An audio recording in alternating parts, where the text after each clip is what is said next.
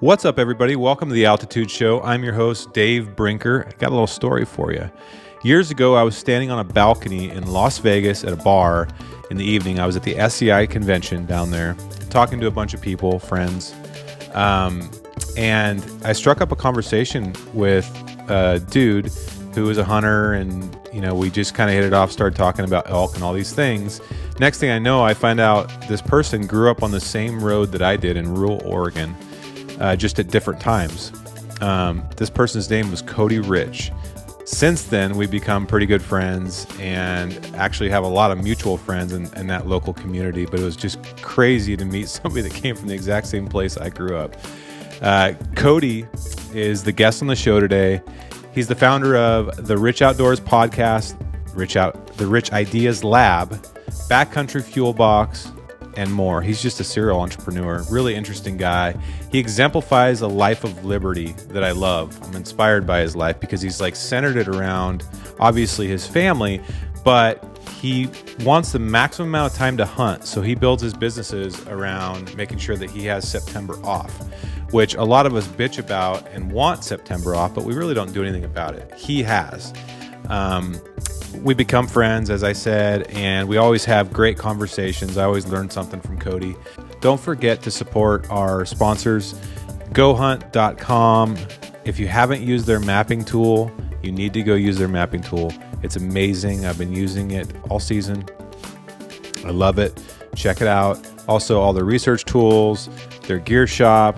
They're just an all-around hunting company here to serve you and solve your problems. Peaks equipment, gaiters, headlamps, trekking poles. I know there's a lot of dudes out there that think trekking poles are just for wussies. It's not true. Trekking poles can change your life and save your body a lot of pain when you're carrying heavy weight, but even when you're not carrying heavy weight. Check out peaksequipment.com and you can use my code altitude for a discount. Also, check out Outdoor Class. If you are an aspiring hunter or a very experienced hunter, it's all the same.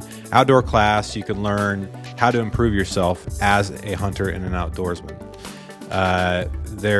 You can learn from experts like Remy Warren and Corey Jacobson and many others, Randy Newberg, and become better. We all need to become better. So go check that out, outdoorclass.com. Make sure you subscribe to our YouTube channel where you can watch the full interviews, but also clips from the interviews. It's the Altitude Show on YouTube. It helps us a lot when you subscribe. Follow me on Instagram at DaveBrinker _ and at TikTok at DaveBrinkerOfficial. We're always posting content, and I hope you enjoy it. Enjoy the conversation with Cody, too. Awesome dude. Go follow him and all the things he's doing. Cheers. The Altitude Show is brought to you by Peaks Equipment, the world's leading technical, hard goods, and accessories brand for backcountry enthusiasts. From trekking poles to headlamps to best-in-class gaiters, Peaks delivers a system of products that work to achieve optimal performance in the harshest conditions. Don't suffer on your hunting adventures. Peaks enables you to thrive on the mountain when everyone else is going home. Visit peaksequipment.com and use code ALTITUDE for 10% off today. That's ALTITUDE for 10% off on peaksequipment.com.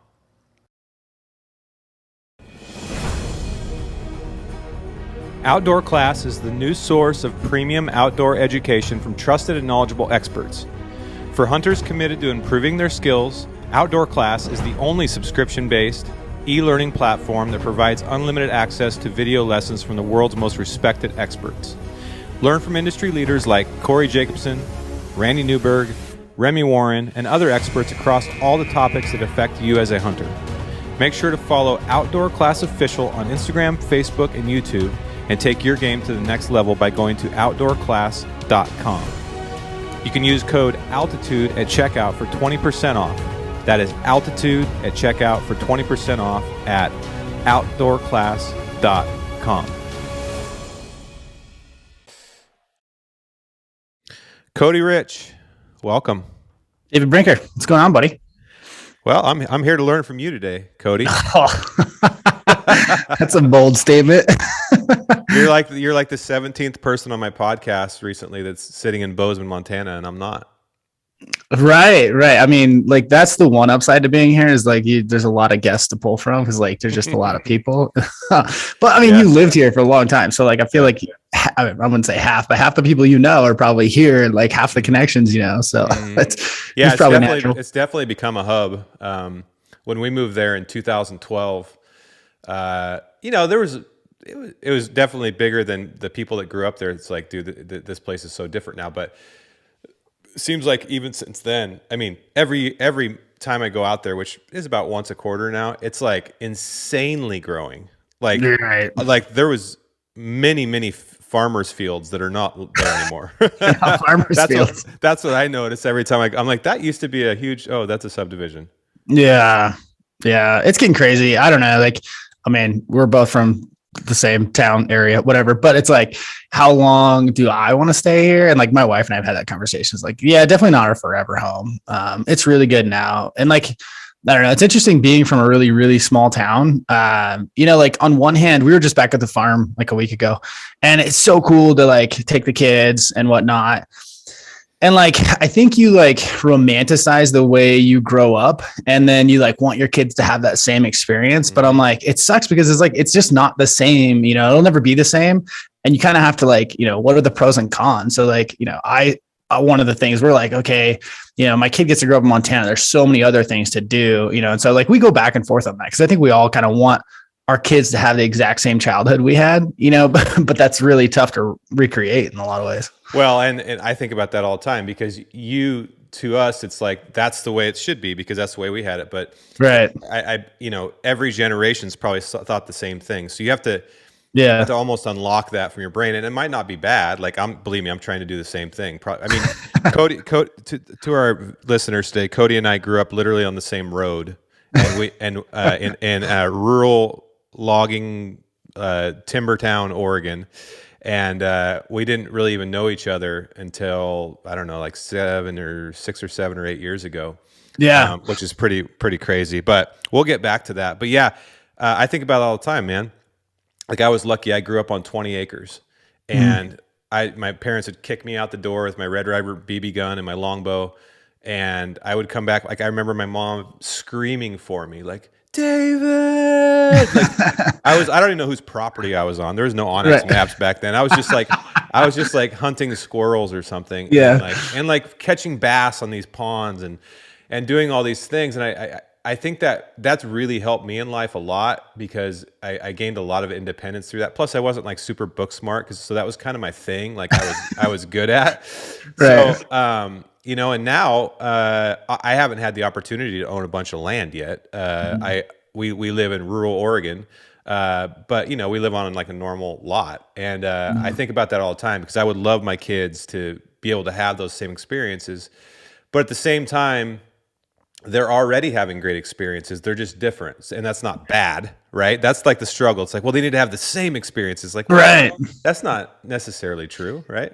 Right. And like, the flip side is like, same. I grew up on Mill Creek, which is a creek. We had like 4 or 5 ponds on our property alone. And then like I was always fishing the neighbors' ponds. And like, so it was like, I romanticized those things, but then at the same time, like my parents worked their face off and like, we never went on vacations. We never did any of that, and like, now I'm at the point in my life, like, yeah, I can't afford like river bottom ground and like 6 ponds, but at the same time, like I get to take my kid every weekend to go do stuff in the mountains or to go play or like, like even the fact that like I leave work at like 2:30 in the afternoon, pick up the kid and then we go, I'm like, hey, what do you want to do? He's like, let's go to the park. Let's go ride motorcycles. Let's do, it's like, those are the same things that like my parents couldn't do that at all. Like it was like, yeah, they worked, to be able to afford that property. And like, so there's like pros and cons. And I think people are really hard on themselves when it like comes to kids and they like want their kid to have like the best experience. But like, I mean,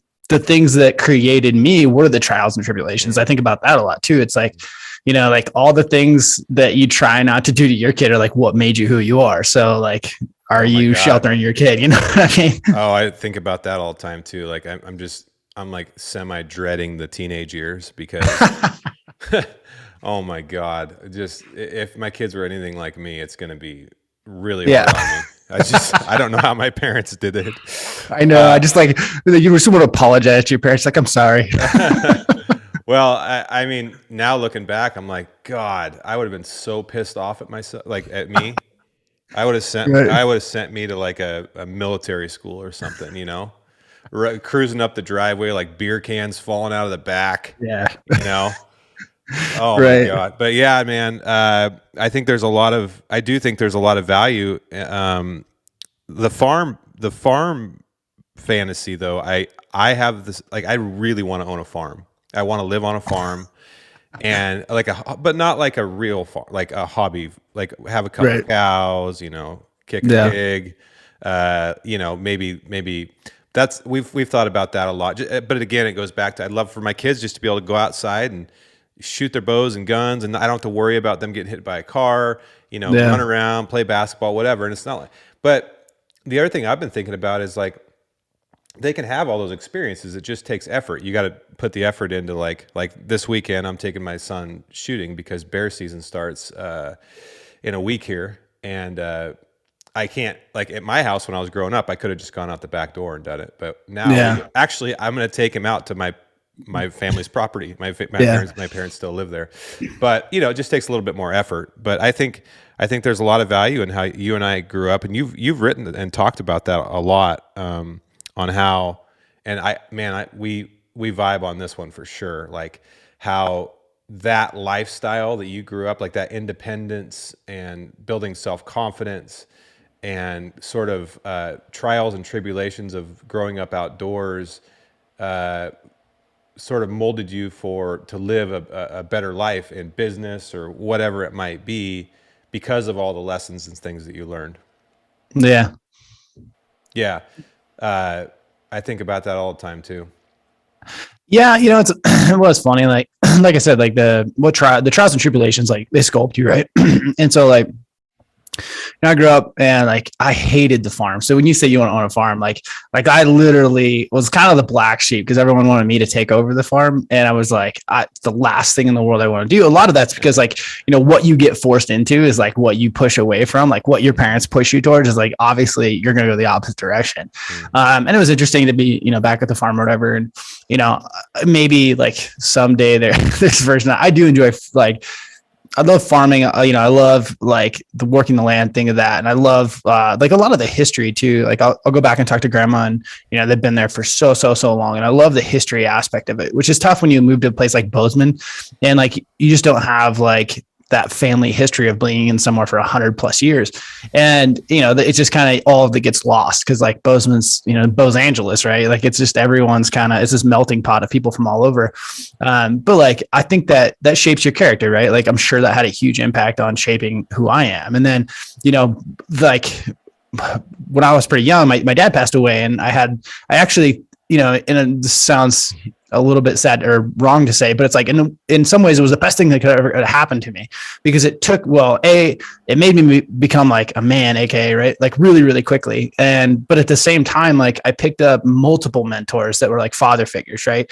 And so then I had, so one of our neighbors, Steve Captain, like he was right down the road, and he's the one. I mean, I was into bow hunting and shooting bows, but he was like the first person I met that was like super into archery. And then Walt was a huge mentor, right? Like, and I met Walt through my cousin, and I remember going to these bow shoots and things like that. So like that, all these like mentors came and like shaped my life. And there's a lot of people in that area that were entrepreneurial, right? Like, and that's just kind of the way it was. You had, like I would say it's pretty small businesses, but like people who are very entrepreneurial and just kind of cut their own path. And I was like, oh, that's what I want. And it was like, it's just funny how one door opens another. And you're like 20 years later, like all of it makes sense in retrospect, but you never really knew where that next door was leading to. When was the last quote unquote normal job that you had? Did you ever have one?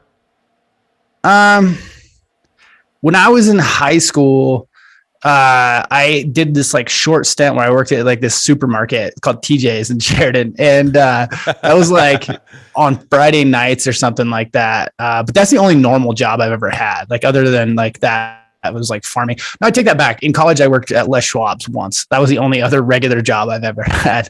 That was probably like realistically the only real job that I've ever had was working at Schwab. So you knew early that you wanted to sort of blaze your own path.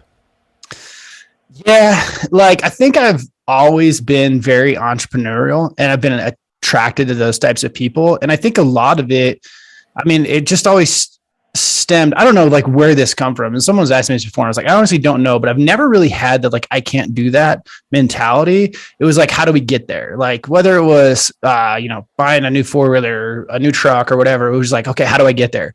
And like, that's just the way my brain worked since the beginning. It was like, want a new truck? How do I make the money? And I think some of that stemmed from like working on the farm and making my own money at a very, very young age, and like kind of just going through that. Like, that's how the puzzles pieces started to connect, was like, need something, want something, you have to get money for it. Right. And like, I don't know, maybe it's like the upbringing thing, like job security, like never even came into my brain. It was never like, go get a job. A lot of that stemmed from the fact that, like, after my dad died, like the mentors I had, none of them actually had real jobs, and none of them, like, no one I knew was like went to college and like had this like job or whatever. Like, everyone I ran into was like, that life put in my way was very entrepreneurial and just cut their own path. And so that, I mean, it wasn't like I was like, I'm being brave and cutting my own path. It was just like, oh, this is what we do. Like, it had nothing to do with like, I'm going to go out on my own. It didn't seem like a risk at 18 or whatever, or 20 or 25. It was just always like, yeah, this is what we do. We, keep pivoting, keep doing, or just find ways, to make money. It was like, in retrospect, it seems entrepreneurial, but like, it was really the only path. It was like, when I remember when I graduated high school, and it was like, what do you want to do? I think at the time I really wanted to be a hunting guide, because I just wanted to hunt all the time. Or, my mom was like pushing me to do something better. And I was like, okay, well, I could be a firefighter. That, like, I know I was on the fire department in high school and whatnot. And so I was like, I'll just be a firefighter. They get tons of time off and I can go hunting. Like, you don't really, when you grow up in a small town, you don't have a bunch of options. Like, you kind of just either know what other people around you are doing, or like the options that are around you currently. You never know what doors, you don't know every door that could be open or every opportunity that is available. And so for me, like, in my sheltered view, like, I just didn't have like, I'm going to go be the marketing director at such and such, or I'm going to go, land this job or whatever. It was just like all these things they seemed like they fell in line, but honestly, they were like, it was just like the only option I knew at that day. Right. Yeah. I never really understood job security. That's never made sense to me, because I mean, is there such thing really? Right. Exactly. And I think I saw it might've been a tweet you wrote, something around that, but it's like, man, if you start your own company, there's risk. And if you work for another company, there's risks. I mean, I've seen businesses fail, and I've seen people that got fired that the day before they thought they were doing a good job. So right. If someone can please explain to me job security. I mean, there are exceptions to that. Like, my wife's a teacher, right? And she works for a union. Unless she really badly screws up, it's very hard to get fired. Yeah, like nurses and teachers are like the only real job security that. Yeah. But if you work for like a corporation, or like a normal 9 to 5, I don't know. I'd love to have somebody on that could explain the actual statistics behind it. Like, what is the actual, like, what are the numbers? Like, what's the data that shows me that it's not more worth my time just to do my own thing as opposed to work for someone else, and how they vary in risk? If I had to guess, I would say like people justify their answer by saying it's job security. And that's more of a justification, maybe to themselves, but to other people as well. But I think the reality of the situation is like, there's a fear, like the fear of the unknown. I think we all have it, some more than others. Right. And I think if you're like going out on my own, what if I fail? Right. And that's the biggest thing is the reality is that's what people are afraid of. Like, I'm afraid of failing. Like, say I start this podcast, and what if I fail? What if I look bad? Like, and I think, there's a number of us that are like, oh, whatever. I just don't care if I fail. Like, it'll be the next thing. But I would argue that if you're, I was moderately successful in, like in grade school, right? Like, it was not a top of the kid class. So I had a lot of failures. I had a lot of scripts. I think that ironically, the kids who are the most successful growing up, like if your kid's an A star, right, and he gets gets full ride to some college, right, they've always succeeded and never failed. Like the best thing that could ever happen to you is having failures early, because it teaches you it doesn't really matter. Right. And then you're willing to take more risk. Like that's not entirely true. There's always exceptions to the rule, but I would say by and large, the people who are like done the right thing and always got the good grades and always like, they're just checking off the boxes as they go through like this social ladder, tend to be less, risk averse. They don't want to take those risks and go out on their own and do, the scary thing. Would you agree with that? Yeah, absolutely. No, I think you're right. I think you're dead on. And it's funny, just like any fear. So I have an anxiety disorder, and one of the things about that is like it's like you have like irrational fears all the time. So I believe me, I understand fear. I live with it constantly. And so what I've had to do is like understand it and learn to deal with it. And I think the thing that's helped me the most is my most passionate hobby that I have, which is hunting, is pretty much 99.9% failure. So, I mean, like if you actually do the math, most of your life hunting, you fail. Like it's like small moments in time you succeed, however you define that. Most people define it by harvesting something.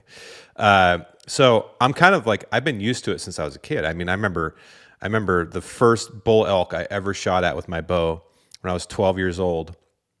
Came into like, I think it was 18 yards. It's still one of the biggest bulls I've ever shot at. Believe it or not, the first one I ever shot at. There's video of it somewhere. I got to find it. It's on like an old VHS. Anyway, it came into like 18 yards broadside, and I just remember totally blanking out. Well, the first thing it did is it walked up behind me at like 5 feet and bugled in my ears. And just shaking. Oh my God. I was like, man, I was done. Like, but I held it together. Anyways, he walked out in front of me, and I shot like 2 feet to the left and low or something. And but then that's happened. I mean, I can't even count how many times I've screwed up in my hobby, and whether your hobby's whatever it is, surfing, music, whatever. Music's another good example, right? Like you literally, unless you're like, an idiot savant, you suck. You suck at music for a great majority of the first 10 years you play it, right? You're like failing in public and like trying to pretend to yourself that you're like getting better, and you are getting better, but you're still failing. So like, I think I'm just used to it. And but to your point, I know people that are super type A, straight A's, like very perfect little lives. And that I've always been envious of that from a grade perspective, because I got horrible grades. But I do think you're right, is they have the hardest time. Like, well, what if the business fails, or what if I'm not good at music? My daughter's like this. She's learning guitar right now. She's like, well, I'm not good at it yet. And I'm like, dude, you're 11. Like you need to like, so I don't know what, maybe do you think that some of that comes from our kind of life outdoors? That's a good question. I do think that like, I spend a lot of time outdoors as well as you, and I feel like that's my time to like recalibrate. People will say like hunting is my yoga. And that's my time to like think. It also is like the biggest test of a human you could possibly do. Like you will push yourself to limits you didn't know. You will, experience like the biggest highs and lows that you could ever imagine, and probably beyond that, like a good percentage, so like it just created this roller coaster that makes everyday life seem, like, I got this, like the worst thing could happen in the office. Yeah, I love that roller coaster. That roller coaster is a good word. No, that's true. That's totally true, man. Like what a better roller coaster. So yeah. Have you ever heard the term, never smoke a Cuban cigar? Okay. So there's a term like, you never want to smoke a Cuban cigar, because then when you come back and every other cigar just tastes terrible, right? Like you've changed the new high. And I feel like hunting in a way is that, like, on both ends of the spectrum. Like there's the craziest highs and like the most beautiful scenery. Like we drive around and my wife like, oh my gosh, that's so beautiful. And I'm like, yeah, I mean, in a way it is, but it's just like I feel like, not to like be braggadocious, but it's like my highs have changed so dramatically that like But on the flip side, my lows too are like the lowest lows. And then like when you really put things into perspective, like, this day sucks. Like, well, it's not that bad, and like, I think that's, kind of like life is like you keep experiencing new highs and new lows that like push that boundary. And then you like have to have time to like come back and think about them. And that's, to me, the real beautiful thing about hunting is like, it gives you such time to have like perspective, like spinning, a sheep hunt or something where you're like just doing nothing for days and you're like just thinking in your own head, and like trying to like, work out like problems. You spend like the first couple of days working out all the things that you need to do back home, and then slowly it just becomes like, bigger and bigger, like, I don't know, life perspectives, right? And like that's how you kind of work through these problems, is like time to think. And I think, as we become busier and busier in the things we do every day, it gets harder and harder to like carve out that time to think. And I'm huge on that, and I'm really terrible at it as well. So I think hunting allows me like this time to like contemplate, right, and think, and like, work things out in my head. Maybe that's because I'm not as smart as other people and I can't just like quickly figure all this stuff out. Well, so hunting like gives me that time. There's many definitions of smart. I've had to tell myself that a lot. I think it has something to do too, Cody, with being creative. Like, it doesn't matter what you're doing in the outdoors. You could be a rock climber. Like, have you seen that movie, The Alpinist? Yeah, dude. Nuts. Nuts. Dude, best documentary I've ever seen. Yeah. But like, look at that. And I can't remember his name. Forgive me, climbing world. DeMarc.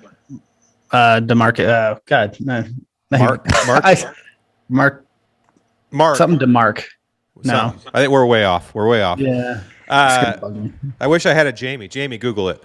But anyways, that film, when I watched that, I know it's a climbing film, but I'm not thinking climbing. You got it? Where does your head go? Yeah, no. I was just. I thought you had the name coming. Mark Andre. Mark Andre. Yes. Mark Andre. My head goes to. Well, the first place it went was entrepreneurship, and hear me out, folks. Okay. So like, here's this guy. Like, that world's been. The climbing world, I know there's like incremental changes to records and stuff, but for the most part, there's a ton of really good climbers, and there's a few that are exceptional. Like, what was the other guy's name that I'm going to blank on? The guy that free solo. Yeah. Whatever his name is. Anyways, The point being is, here's a guy that comes at it with a fresh perspective and a whole lot of creativity. And doesn't worry about what anybody else thinks. Actually, doesn't really puts no value on what anybody else thinks, or like being famous or anything. And gets an idea in his head and executes the idea with tons of like unbelievable problem solving and creativity. And I just think, man, that's like Steve Jobs or like Elon Musk. Like most of us would look at what he did and be like, dude, that is so scary and unbelievably hard and all these things, and it is, but he didn't look at it that way. Right. He looked at it as, I'm going to figure out how to do it because this is the only thing that I want to do. And I think that's how successful, like really like ultra successful people have to be. It's like earphones on. I'm not listening to the world. I'm just going to look at this mountain and I'm going to come up with the route that I want. I don't need to be filmed. I'm not at it for the money. I'm not at it for the fame. I just have to do it. Like, I have this spirit living inside me. I just think the problem solving and creativity that kid had were unbelievable. Like, if you watch him putting his ice axe like on his shoulder and like switching between his crampons and his regular climbing shoes, and like, dude, or like, do you know what he's like pushing up through the snow? Like, dude, that's insane. He's like cutting a tunnel just thousands of feet from death, just right there. I was like, this is insane. If you look at like the analogy of like just life's kind of like a mountain, I know it's cliche, but like you can either problem solve and be creative and push through and get to whatever summit you have, or you can be one of the people that stares at that mountain your whole life and is scared of it. And I think he just obviously he wasn't scared of it. Now I know that he died, but to him, he lived, my brothers told me this. He's like, yeah, he died. But he lived more of a life in his 25 years or whatever it was than most people will ever live. Yeah. So his argument would be, yeah, I died, but I lived amazingly. Right. No, I 100% agree with that. And it's interesting, like, to see like the uniquely you. I think, I would want to hear your perspective on this because you're an artist and like you've kind of been through this world and the whole creativity side.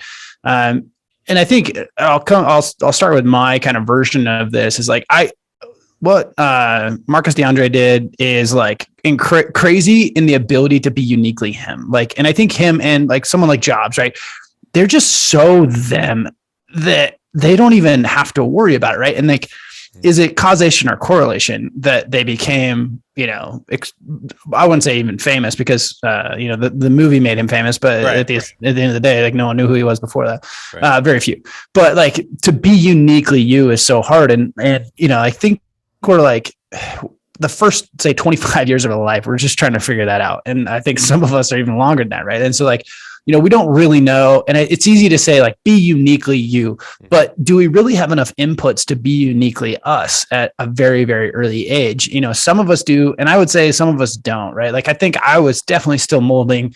What am I, 35 now? So I was still molding up and I'm probably going to be continuously molding throughout. I'm not saying like finish growing, but it takes a long time to get to, I don't know if it's just confidence or just to have this like uniquely you, right? And I'll use my case study as an example to say that like, I wanted to be an entrepreneur and I started doing that, started businesses. And then I was like, okay, what's next? So I started this hunting podcast and then, the hunting podcast kind of took off and I just kind of ran with it for a while.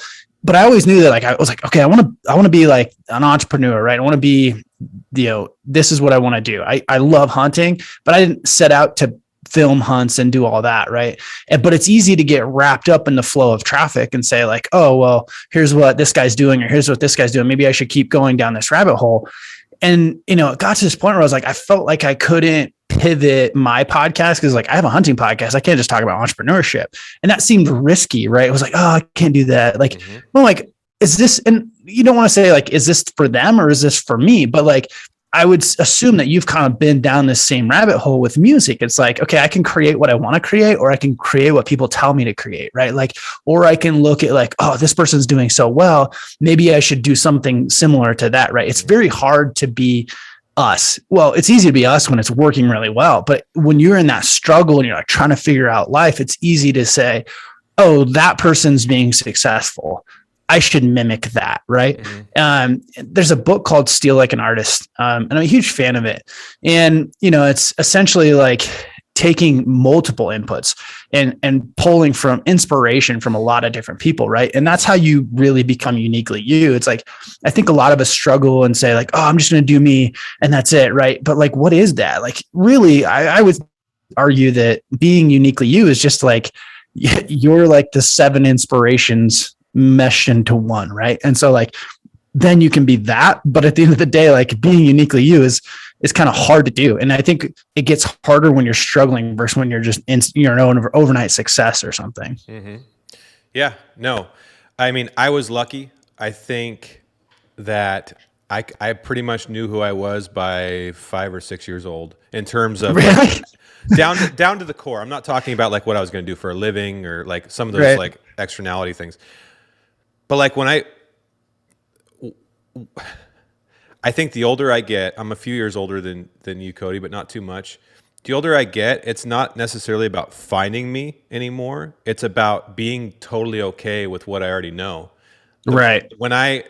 So like I don't need to, I almost like am deconstructing the things that I know aren't me and focusing back on what I actually, and being, it's like that you said, it's self-confidence. It's having the confidence to be who you know you already are. And I think there's a difference between knowing who you are and knowing what you do, like, and sort of your like persona or your avatar. Like a lot of people, and I did the same thing when I was at Sitka. I am David Brinker and I am at Sitka. It's like, well, that's your job, but like, what do you do? Like, who are you? Right. Yeah. I think we all do that. I'm Cody Rich. I have a hunting podcast and these other businesses, and this is who I am. It's like, well, kind of, that's like part of the pie chart, but you're also a father and a husband and whatever else, a farmer and blah, blah, blah. I mean, it's miles and miles and miles deep. And I think the more I've come, like the most successful things that I've done, like I'll use the music analogy because I think that is a good one. It's perfect for me because I'm not out here trying to get a record deal or sell out stadiums. I do music because I really enjoy it and I get like this creative high off of it. And the songs that I've released that were like radio friendly and people are like, that, that could be a hit. You should pitch that to so-and-so and so-and-so. When I've fallen into that trap, those songs absolutely flop for me. They're like, my crowd does not care. The song, my most popular song, which is called Altitude, which inspired the name of this podcast, is by leaps and bounds, my most popular song. But before I recorded it, when I would play it for people, they're like, that's super cool, but it's like, it's like niche, it's like, and I'm like, oh yeah, you're right. I should wait on that one. But then I was driving down the road in Bozeman one day, and I was like looking up at the mountains, and I was thinking about what next song I wanted to record, and I was thinking about like how the last couple hadn't done very well, and I was trying to figure out why, and then I realized, oh, my crowd wants me. They don't want me trying to be somebody else. They want me and as real as possible. They want authenticity. Right. Authenticity always wins. And the last part of that story is obviously that for me that did well. Now I'm not saying it was a number one hit. Like it was for me and for what I do, it did well. But I think people lack the self-confidence to be like, and they don't realize that they're the only person that's ever existed that's them and that will ever exist that's them. And their story, and every single person has a story, is worth telling, but they don't have the self-confidence to tell that story. Therefore, they jump to cliches or like trying to appeal to the masses or trying to make their friends happy. It's like, I've always admired you, Cody, because you came from the same place I did. It's not like it's like full of inspiring people. It's great people, like they're good people, but it's not like, like a entrepreneurial hotbed necessarily. Right. But you had the sense to be like, no, I'm totally okay with who I am, and I'm going to go out in the world and tell everybody about it. And you started a podcast when it still wasn't even that cool, which is awesome. Like you're like, no, I'm gonna do a hunting podcast, and I'm going to talk about hunting on a podcast. And most people at that time were like, good luck, whatever, And now there's like a billion of them. But I remember what someone told me one time, like, aren't you going to run out of stuff to talk about? Well, so like we were talking before the show, Cody, what I'm focused on with this podcast is like diving into the deeper side of, and a lot of the people I'm bringing on are hunters. A lot of them aren't, but a lot of them are. But I want to talk about, that's fine. We can talk about that. But like everybody has way more of a story than what this avatar that we all create.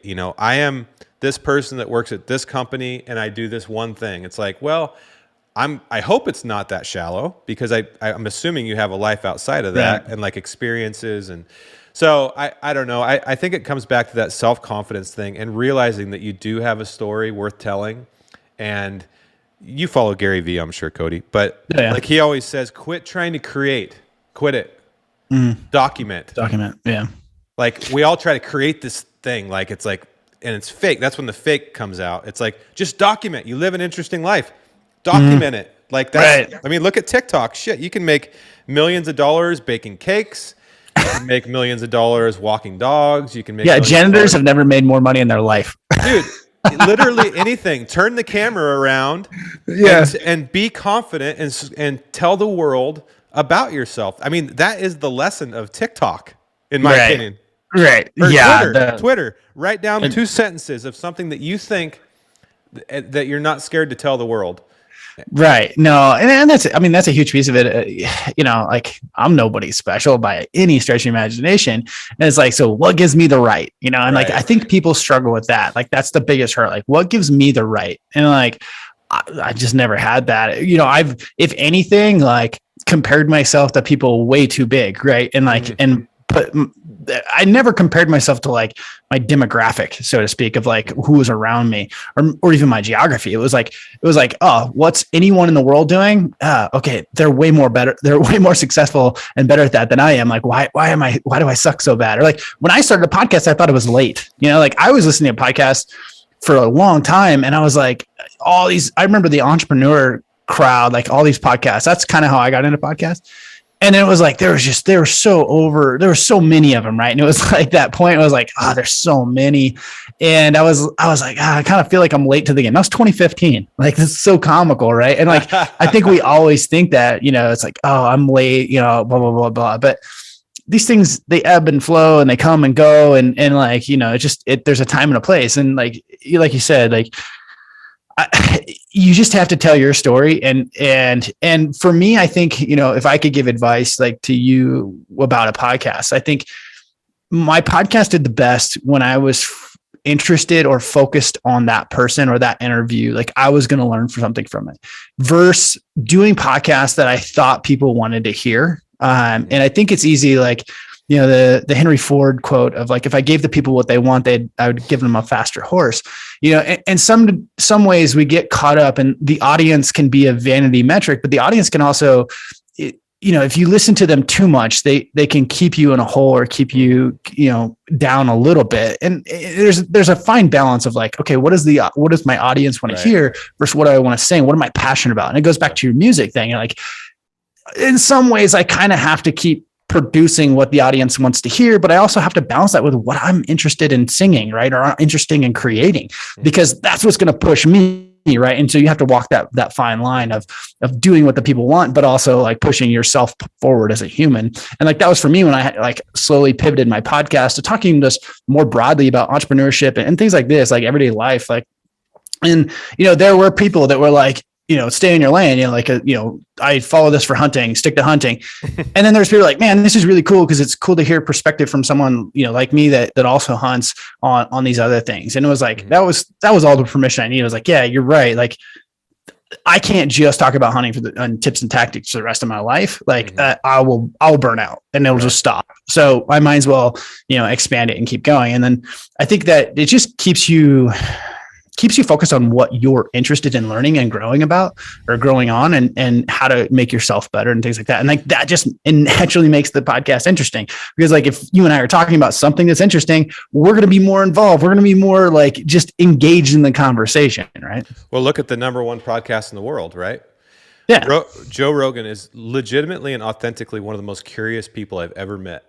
Right. He's curious about everything. He'd be like, dude, where did you get that sign behind you? Whoa, that's cool. Or, that's a big animal. Like, every little detail, he's so excited about life. And I think that comes through in his interviews. And yeah, I mean, I can speak to why I started this podcast. It was a couple reasons. One was I realized that by nature of the blessings of my career, I've got to meet a lot of really inspiring people and be connected to people that I would have never dreamed growing up on Brown Road in Dallas, Oregon, that I would ever know.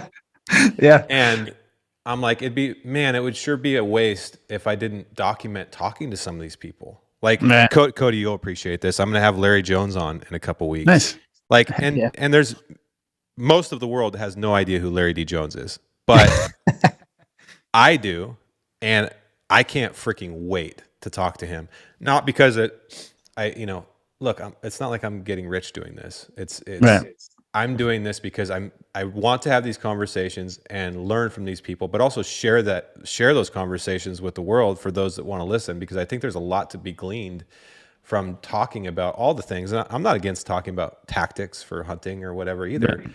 But I find myself more driven to talk about like actually the broader stuff, because I also think that it's like, going back on what you said, we all kind of experience that imposter syndrome. I know I do all the time, but I also have realized that when you get to meet people that are on the top of their game and like sort of the top of whatever industry they're in, they still feel like imposters too. So yeah. I think, and it really, and I just realized there's no wizard behind the curtain in Oz. We're all like sitting there like pulling stuff and like smoke machines, and it's like we're all figuring it out at the same time. It doesn't matter how famous you are or how great big of bulls you're killing or whatever. Everybody feels like an imposter. It's just a matter of getting comfortable with that and kind of reaching out to the world and like with open arms and being authentic and real and just, I don't know, doing whatever you want to do, because it doesn't matter, because we're all going to be dead in a pretty finite amount of time anyway. So it seems like a big waste of time not to. It's kind of like the whole adulting thing, right? It's like when you're a kid, you look at adults, you're like, man, they got it all figured out. And then like you get there and you're like, wait a minute. Yeah. No one knows what's going on. If you'd have known that when you were a kid, you'd have been scared shitless. Oh, right. Right. Like Daddy's an idiot just like I am. No, dude, and then once you figure that out, it's kind of like once you meet, really, really famous people or really powerful people, even, like I remember meeting some really, really high end generals, and like that was a big deal. And I was like, oh, they put their pants on one leg at a time too. Like it was just interesting. And like the more that grew, that was like, oh yeah, nobody knows. Everyone has imposter syndrome. Yeah. Ben Shapiro talked about it not long ago, how if we all realized how like incompetent most of our political leaders were, we always think of like, man, we got our military is the best thing ever created. And it is, it's amazing. But also like every single person on earth is human, and our politicians, everybody. So we're all figuring it out together at the same time because the world changes so fast. Right. So, I mean, it's just the way it is. So like, man, someone asked me the other day, oh, you'll love this, Cody. The podcast frontier has been settled. My buddy we have debates about this all the time. This is what he tells me. He wants to come on and do a podcast with me on why to never start a podcast. So we might do that. But so I was thinking about that, and I told it to somebody else, and they're like, well, aren't you worried about starting a podcast? Like there's so many, there's like 1 billion now. And I'm like, well, and this kind of goes back to your point. It's like, I will never run out of things I'm curious about. People will never run out of stories to tell. The medium might change. Like the medium will change, but I will never run out of things that I want to learn about. And so, no, I'm not scared, because I still don't think that all stories haven't been told, and selfishly, I want to hear them on my show. Like I'm not listening to every other podcast. I'm kind of like you. I don't worry about that. That's just all noise to me. Yeah. I don't worry about that, like that just stops. But that's also to say that like radio was pretty done when Howard Stern got there. Like, I mean, like not done, but like, I mean, for the most part, like radio had been around a long damn time. There'd been a lot of radio shows. There'd been a lot of morning shows, and like you could argue like, oh, well, why would Howard Stern start, or like something super famous. I'm sure there's even better examples, but it's like, yeah, at the end of the day, it depends on why you're doing it. I would say like, I told everyone to start a podcast like for a long time, and this went on for years, and people were, 5 years ago, people were like, oh, it's so, there's too many or whatever. It depends on your why, right? Like if your why is like, you want to replace your job and become a podcast host, it's a terrible plan. Like, don't do that. But if, you're like, hey, I want to grow as a person, and this gives me access to people that I would otherwise not have access to grow and learn from, then absolutely. Like, it doesn't really matter. Like the number of people that listen matters a little bit, because you got to get those guests. But at the end of the day, like, you can work your way up to that. Mm-hmm. And then like the people I've had the ability to chat with and talk to, like, it's just grown. And I think that's, a big piece of like, for me, all of this that I'm doing, the Ideas Lab, the everything, is about like, I want to show the small town me, like what is possible. When I talk about like, I didn't know what doors were open, I just didn't understand, right? I wasn't a fly on the wall listening to conversations that I am now. And I think that to me is like, that's what I want to give kind of the rest of small town America, is like, okay, here's how you think about things at a much bigger scale. Here's the conversations. Here's how to make yourself better. Like, you don't have to be, you can be super small town. You can be all about gravel roads, but at the end of the day, there's also pieces you can add to that puzzle that are going to make you better and make you enjoy it. Like, I'm not saying you have to move to Los Angeles to be successful. I think you can be successful and live wherever you want. You can have the same, values. You can enjoy going on a gravel road drive about with your wife, and like all those things, and still also, try to better yourself, and also try to, find new ways of like creating revenue, right? Like, I think the internet's a crazy cool thing where it's like now you can create and do things that never before from anywhere in the world, right? Like I built my first company from living like right in Dallas, right? Like I was Dallas, able to, Oregon, folks. It's yeah, not Dallas, Dallas, Oregon. Texas. Not Dallas, Texas. 9,000 people. Is it 9? It was at that time, I think. I think it's probably 10 or 12 now. Yeah. You know, and I had this internet company and I think, you know, that's a big piece of why I created like a community around this is like, I didn't have anybody. I knew I had this small inkling that I could create an internet company and I tried to join every group I could or whatever. And I drive clear to Portland. And for those listening, it's like hour away. And I go to like these meetups or whatever. And there was nobody like me, you know, there was no one that had the same like hobbies or interests, or like I didn't even relate to half of these people, right? So I was in a lot of masterminds and I was just trying to figure it out because like I really didn't go to school for all this. So I just dove into everything I could. I listened to every podcast. I'd listen to books. I'd read an audio book every single week. And I was like, that was going to be my college education. And I just didn't have anybody. And everyone looked at me like I was crazy and like I didn't know what I was doing or whatever. And I'm like, no, this is how I want to do it. Your buddies are focused on getting jacked up trucks, a case of beer, and working at the mill and all these things. And there's becoming a superintendent at some construction company, you know, and they're making bank. And that's great. Yeah. That's great. But it is hard to break out of that mold. I remember vividly, and it's still one of my best friends today. I remember vividly, he could not wrap his mind around why I wanted to leave Dallas and like go out and experience the world and do other things and not just get a job where you're getting paid, you know, $25 an hour and you can take a loan out on a truck and have, you know, a 1,200 square foot house and all the things, right? And the small town dream. Again, there's nothing wrong with that. He is one of my best friends today, and sometimes I admire this. I think, man, my life could be a lot simpler than it is. Right. But I just wasn't wired that way. And there's nothing wrong with that either. But I love what you're talking about, man. I want to dive into that a little bit. So you're doing this thing called Rich Ideas, right? Yep. Rich Ideas Lab. And I know it's a pretty new thing, right? Yeah. But your goal is that your goal? Your stated goal is to reach the rural male that was basically you and I growing up and just say, hey, dude, like there's a whole world out there and there's access to information and there's access to platforms where you can make money. Like you can create a life, right? And is the goal of that to be like, you can create a life where you have the freedoms to do the things you actually love to do too, right? Yeah. But you got to make money first. You have to figure out a way to, that's where people get in trouble. It's like, well, I love to hunt, so I should just be able to go, look, Cody Rich, all he does is hunt. Randy Newberg, they just hunt. I want to do that. It's like, well, that's not actually how it works. You have to figure out a way, as much as we all love to bash on money and like how money is the root of all evil and all these things. And people say, you know, money's not, you don't need money. It's like, you do. Sorry, you do. You need a certain amount of money to, I'm not saying you need to be a billionaire or even a millionaire, but you need a certain amount of money to get over the threshold to create a life that you have freedoms.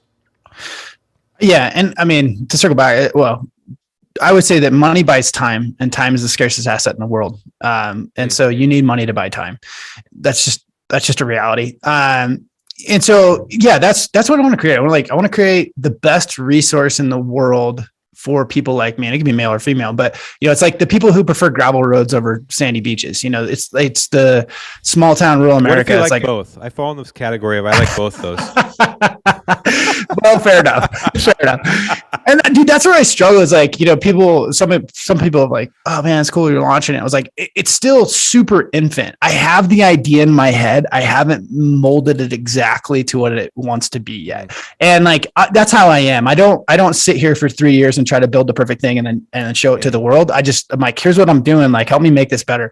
And so like, I'll be completely honest. I'm still molding like what it is and what it isn't. But what I want is like, it started because I was like, I want to create this course on like, because I see a lot of people and they're like the biggest whatever request right now from millennials, and this is probably just a younger generation, but it's like they want to be YouTube stars. I'm like, okay, here's why that's building a sandcastle. And like, there's nothing wrong with that, but you're still building a sandcastle. And so like, I see get as I do more entrepreneur stuff, I see a lot of people are like, hey, I want to do this. I want to do this. And I was like, okay, I just need to put all this into here, take this. And like, here's everything I wish I knew when I was 25. And it's like the frameworks and all these things that I struggled and failed at and with all my businesses. And it was like, okay, like, here's how you should think about it. But in a context of like, hey, you're from a small town and like, let's speak the same lingo.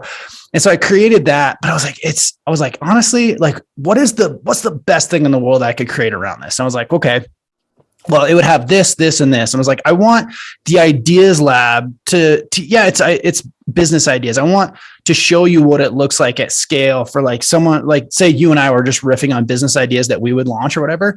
It's showing you how many doors are ahead of you. So our 18, if we went back and, we're 18 and, whatever, 24 and we're like riffing ideas, our ideas would be pretty small, right? Like it would just be like, pretty basic businesses or the things we knew. But when you're in the industry, it's like when you're in business for, 15 years, you're like, okay, here's how I would do the next thing, or here's a great idea. Here's a great idea.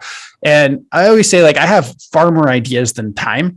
And so I want to show people what that looks like at scale. And I just love riffing on ideas. I love like being like, hey, you came to me and you're like, oh, here's my idea. I'm like, okay, here's how I pivot it. Here's how I think we should change it. Or here's your marketing strategy. Or like, here's how, you could take this and bolt this on and do those things. That's super fun to me. I love doing it. And I think that has a real capacity to help people across the country be like, okay, I kind of want to go out on my own, but I don't know where to start. And so what I want to create is like not only just a community of people, of like-minded people to help, support you and get you to there and like hold you accountable to actually accomplishing what you say. But I also want to create all these resources that's like, okay, you want to go down this rabbit hole. Here's what you need to know. But also on top of that, I think the biggest impact for me has been, like you said, the people I am able to be around and to riff with, like that grows as I went from like a 22-year-old to now a 35-year-old. The caliber of people that I get to riff with is crazy. And like the ideas are much bigger and broader. And it's from people who have been through a lot of failures. Like if you and I are to riff on business or break out ideas, or we just took an idea and say, okay, how do we take that from conception to launch? What you and I would riff on is far different than like if someone who's like, I had a job, I kind of want to go out on my own, but the problem is those people, they make a lot of mistakes. They kind of go down the wrong rabbit holes. And like, I think you can shorten that learning curve and kind of go in the right route. So that's the long way of saying I want to create the best resource in the world for people who want lifestyle freedom. And I say gravel road over beaches because when I was like in this lifestyle freedom type stuff, it was always people who wanted to go work in a lab on the laptop in Bali and sit on the beach. I'm like, I don't care about Bali. I'm going to the mountains. Like we're going elk hunting, And so like, that was the lifestyle freedom that I was trying to create. And I want like, okay, what's that look like at scale for, everyone? I love it, dude. I'm processing. But I think that I'll just, for the sake of conversation, call that tagline "gravel roads, not beaches" type thing. I'll be totally honest with you. My head goes to like the other day. I had a kid in here in my office who is from this area and is exactly what you're talking about. Trying to figure out life, is fanatical about hunting. And he walked into my office and we were talking because he's applying for jobs right now. He's kind of just figuring out what to do. He's like 20. And I go, well, what do you want? Like, where do you see yourself 10, what's 15, end goal? 20? Yeah, like, tell me, describe you 20 years from now. And he goes, and he looked around in my office, and he's like, I want this. I want to do what you do. And I'm like, okay, that's sure. But what about, like, what do you want? Like, this is me. Like, what I've... And like I look at your place there, which is awesome. Like I see Cody, like elk and mountains and rustic, and like you haven't created you. You have figured out a way to amplify what already exists. Like you have built a life that is you through and through. So my office might be that. I doubt it though, because you're you. Like what's your you?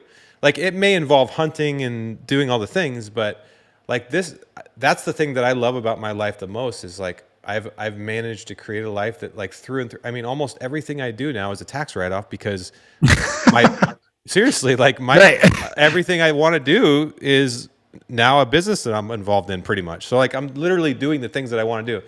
So I had a long conversation with this kid, and I saw myself like it literally flashed me back 20 years. And I'm like, man, you can't just want to jump straight to this. Like you have to go out and into the world. And I had to be like put through the meat grinder to, and everybody does, right? To get to where you are when you're 35 or 40 or 50 or whatever. It's not something you just jump into, and it's a very slow, painful, messy, brutal, imposter syndrome feeling process, right? Right. Like he's like, I want to work in the hunting industry. I'm like, great, go get a janitor job or like a customer service job at Loophole. Like, let's apply for it right now because it's right down the road from him. And like literally, let's go. But you're not going to just start being the marketing director, right? Mm-hmm. You got to put your foot in the door somewhere, and then grow and travel and meet people and build your connections and learn. And then 20 years from now, you're going to have your own office that isn't like mine. It's like yours, right? Where you have your businesses. But if you're thinking about it when you're 20, that is a good sign, because I wasn't, dude. I wasn't. I was thinking about like drinking beer and like, I remember like waiting till I got my unemployment checks to put gas into my truck that I had to start with a screwdriver to go fishing. Like I think I got my unemployment checks on Thursdays, if I remember correctly. And I would wait for, it was like $160. And I would wait to throw gas in that. I mean, I literally didn't have any, I knew that I wanted more, but I had literally no clue how to do it. Right. And I was lucky that I met Jason Hairston, which inevitably hired me to work at Sitka, et cetera, et cetera, et cetera. But I think the difference, and Cody, I'd love to hear your perspective on this, is like that kid gave me hope, like, because his arms are open. He wants, like, he doesn't know what it is, but he's open to whatever it is, and he wants to like attack. Where I think a lot of people just shut the door. Like, they're like, oh, you got lucky by meeting Jason. It's like, well, yeah, I did. Like, I won't ever discount that. But also, I was open to the thought of dropping everything else I was doing and moving to Napa, California with like 5 things in the back of my truck to work for a company that hadn't been proven yet. Right? Right. So I was lucky, but I think I was just as much open to what the universe was putting in front of me. And I think people, I don't know, close that door before it even opens. Yeah, I would agree. And I think small town America, you know, like where we grew up is I don't want to say worse, but I think it's gotten a lot better. I think that people, the door, the curtain has been opened to just show you like there's a lot of ways to skin this cat, and you don't have to work at the mill or, you know, some lumber or whatever. It's like there are other ways to get what you achieve. I think there's a lot of people that are interested in improving themselves. Like that's like when I was like listening to podcasts about how to improve your life and all that, that was like in my circle, that was like, no, like, you're like, what, yeah, you weirdo? You wussy. Yeah. You sissy freak. Yeah. Just drink a beer. And it's like, you know, and that was culture. Like that was small town culture. I think it's getting better. And maybe I'm just like, I'm exited it so far and I still have a lot of friends in that world. And so like, I feel like I can tread both of these, but I'll do it lightly and say like, I do live in Los Angeles. So there's probably people that are like, yeah, whatever. You're just some weird, you know, Los Angeles hippie. So it's like, I do feel like that, like it's less taboo, right, to become better, which is so ironic to me. It's like, you know, you want to become better. And you look back at like small towns, sports are everything. All you do is try to get better at sports and better at sports. And like, I think if you just take that perspective to life and say like, okay, I want to get better.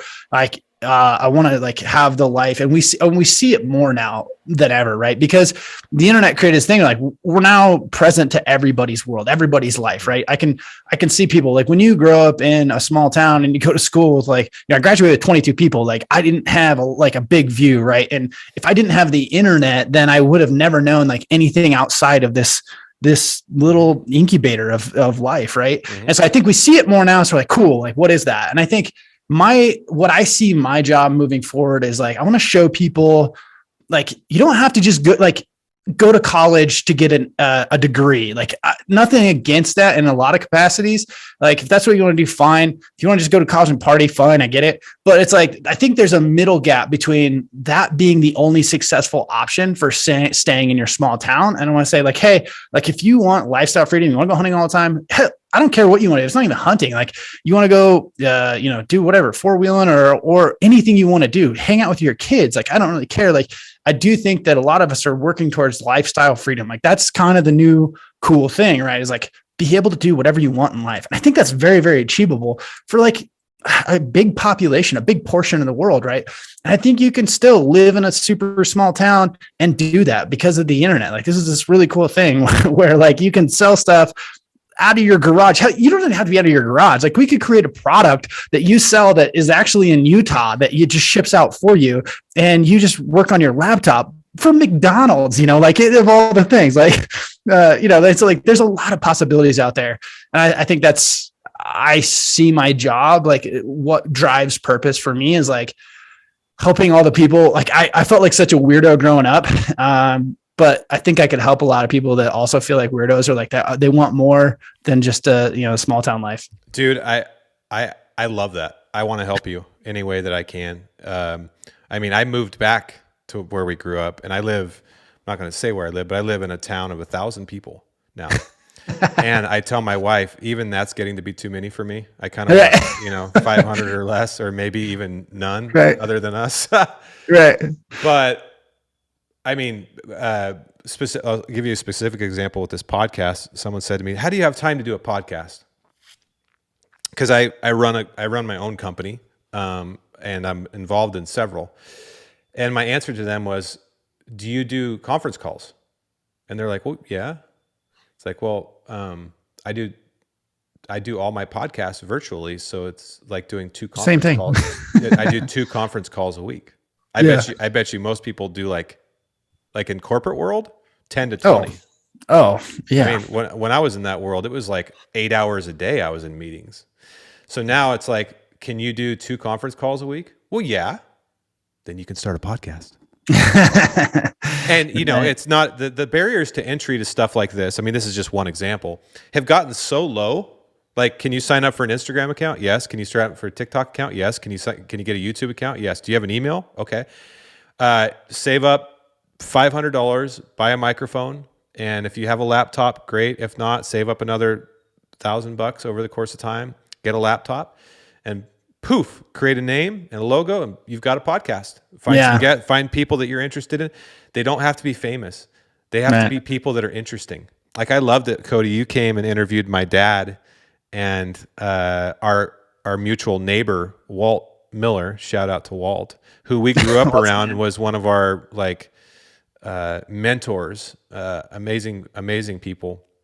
You came to Walt's house several years ago and interviewed my dad and Walt, who were like hunting icons in our small community. They lived in the heyday of where we grew up in logging country.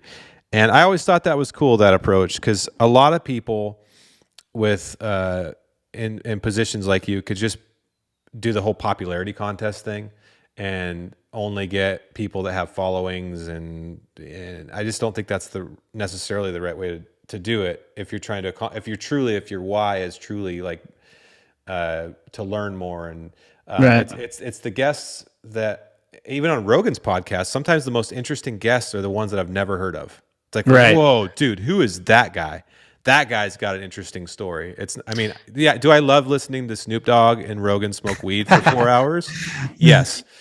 But do you see what I'm saying? I think. Oh, no, for sure. It's a balance. It's like, I would say, like, my advice to, like, as you build this podcast, it's like, you always have to have, the name every once in a while. But the reality is like, there's 2 people that I get the most requests for. It's Walt and my buddy Mark Nichols. They're just like, they're the 2 old timers I think keep me humble, and like, they're the salt and pepper of like my existence. They're the people that I go to for advice on things and things like that. And like, I get to share them with the world. And honestly, they're, those are the ones that people are like, oh man, that's great. Do the Remy Warrens or whatever get more downloads and whatnot? Probably they do. But at the end of the day, like, if you only had, the guests that are on every podcast, you're not going to be any different than the other podcasts. Well, You're not going to find your unique voice. It kind of goes against the why, right? Right. Like, right. If the why is to learn and share inspiring stories and stuff, and it's amazing how many of those are out there. It's just, you got to find them. Right. And I think you've done a good job of that. Now I want to talk about the mentor stuff. Aren't you involved in like a youth and some sort of youth? Oh yeah. With mentors. Yeah. What's it called? Yeah. You cut out. What? It's a nonprofit that I work with. I want to talk about that because I think that's super cool too. Tell us about it. So Raising Outdoors, a friend of mine came to me 7 years ago, and she's like, "Hey, I'm thinking about doing this youth camp, blah blah blah." And I was like, "Yeah, cool." Yeah. So we did one. It was in Oregon. I think it was in Elkton the first year. Elkton, Oregon. Yeah. Really? It was like, I think it was like 30 kids, this little tiny thing. And it's grown a lot from there. And, now we have camps in 7 states, I think this year is what we're shooting for. Right after this, I have a meeting about our Montana camp. So we're expanding in Montana. We added Alaska last year. We're, all these states. And so it's like this. What's unique about it, and I always find this interesting because it was a happy accident. So we did this youth camp and we didn't really have anybody. We didn't have enough volunteers or whatever. So we just had the parents helping, and we're like, oh yeah, parents can help. Right? It was just like super small. Well, what happened was that it turns out a lot of these parents we'd noticed, or it just happened, that they were like looking over their shoulder and they're really trying to figure it out too. And it was like I don't want to say Portland parents, but the Portland parents, and they're like, oh yeah, fishing. Yeah, I know how to do this. Like, what are you teaching my kid over there? And it was like, oh, I get it. Like, these are people who want their kids to be involved in the outdoors, but they don't have a full grasp on them themselves. Right. And that's been our best demographic, right? It's like, so one of the cool things about our camp versus others is like, most camps, your kid learns how to hunt and fish and shoot guns and things like that. But at our camp, like, you get to interact with the parents. And so the parents get to like learn how to do these things and learn, which is just as important or more important than the kids learning. It's more important. You got 100%. It's like teaching the teacher. Right? Yes. Right. Like, you teach a kid how to fish, but you don't fish yourself, you'll probably never take them fishing. So no, that's the only time they're ever going to go fishing. That's a cool idea. I like that. Yeah. And so like, that's kind of how it's expanded. And like, like I said, it was a happy accident in the beginning. And now we've kind of we've taken that and leaned on it quite a bit. And so we kind of push on that. And we do have plenty of parents that are very active and they just want their kids to get out and whatnot. So yeah, we're kind of at that phase where we're trying to grow to be a larger, a national kind of recognized nonprofit. I see us like hopefully being like, 4-H someday or something along those lines, where it's like we have camps in every state, and all those things. So I'm sure as like building a nonprofit's super fun and it's rewarding. It's rewarding, but it's a non-profit. It's nonprofit. You forget about that sometimes. It's like right. Sometimes you're like, so you're like, wait a second. I gotta really ground myself on why I'm doing this again, because this is a lot of work. Well, and it's like my entrepreneur brain is always like trying to make money. Like, yeah. And like, here's how we solve this problem. You're like, oh yeah, it's a nonprofit. No. So you talk a lot about, what'd you call it? Lifestyle freedom? Yeah. Lifestyle freedom. Can I share a funny story about that? Okay. Because this is something my dad, my dad. Yeah. I remember my buddies calling me on the landline, by the way, because there was no cell phones back then, or even they'd pull me over at school or whatever, and they'd be like, dude, what the hell does your dad do? Like, I literally just saw him driving down the road smoking a cigar. It's right in the middle of the day. Shouldn't he be at work? And so I remember as a young kid, I didn't know how to answer that, so I'd have to go home and ask my dad, what should I tell these people? Like, what do you do? Because I actually don't even know what you do. At the time, he was like flipping land, which before flipping was even cool. But he was an entrepreneur, and that's what he told me. He's like, tell them I'm an entrepreneur. And I didn't even know what it meant. But so I went back to school and I would tell my buddies that. They're like, what in the hell is an entrepreneur? And like, screw him. He needs to get a real job. And so anyways, the older I got, I would ask more about it and try to learn more about it. And he would always do a really good job of like taking me out of school and I'd go to work with him. I'd go to the logging job, or I'd go to like this property they were looking at or whatever. And over time, I realized that he put more value into having time to do whatever the hell he wanted, because he hunted a lot. So in September, he was gone. Yeah. And he didn't give an F what anybody thought about him being gone for a month. Like, screw you. I created this life. I can do whatever the hell I want. So right. I was that lifestyle of freedom before it was cool. Yeah. Like that seed was planted in me. I'm like, wait a second. Okay. Because there's two things I learned. One, you have to learn how to, if you want that, you got to fight for it like it's the battle of your life, because no one wants you to have it because they're jealous of it. 100%. Like, you got to like, it's literally, I still got to wear armor with it. Like even with my wife and I talk, even though I told her on our first date that I am gone in September no matter what. I don't care what cousin's wedding is going on. I don't. I'm gone. Yeah. Now, if my kids get married in September, I don't know why they would do that, because they know daddy. Oh, they'll just be disowned. It's fine. B, okay, I'll be there. That's the one exception. But I had to learn from my dad how to fight for that. And then, okay, so let me bring it to present day. So the other day I was talking to my financial advisor, our new financial advisor. And she asked me what our goals are. And I said, my goal is financial freedom by 50. And she's like, what? I'm like, yeah. She's like, well, hold on. So normal retirement age is 65 and da, da, da, da. And I'm like, no, that's not what I want. That's too late. I want to, and I'm not saying I want to be retired by 50. I'm saying that I want to have the freedom to do whatever the hell I want at 50. There's a big difference. Right. Because I guarantee you I'm still working as long as right. I have my health. And she looked at me sideways, super sweet lady.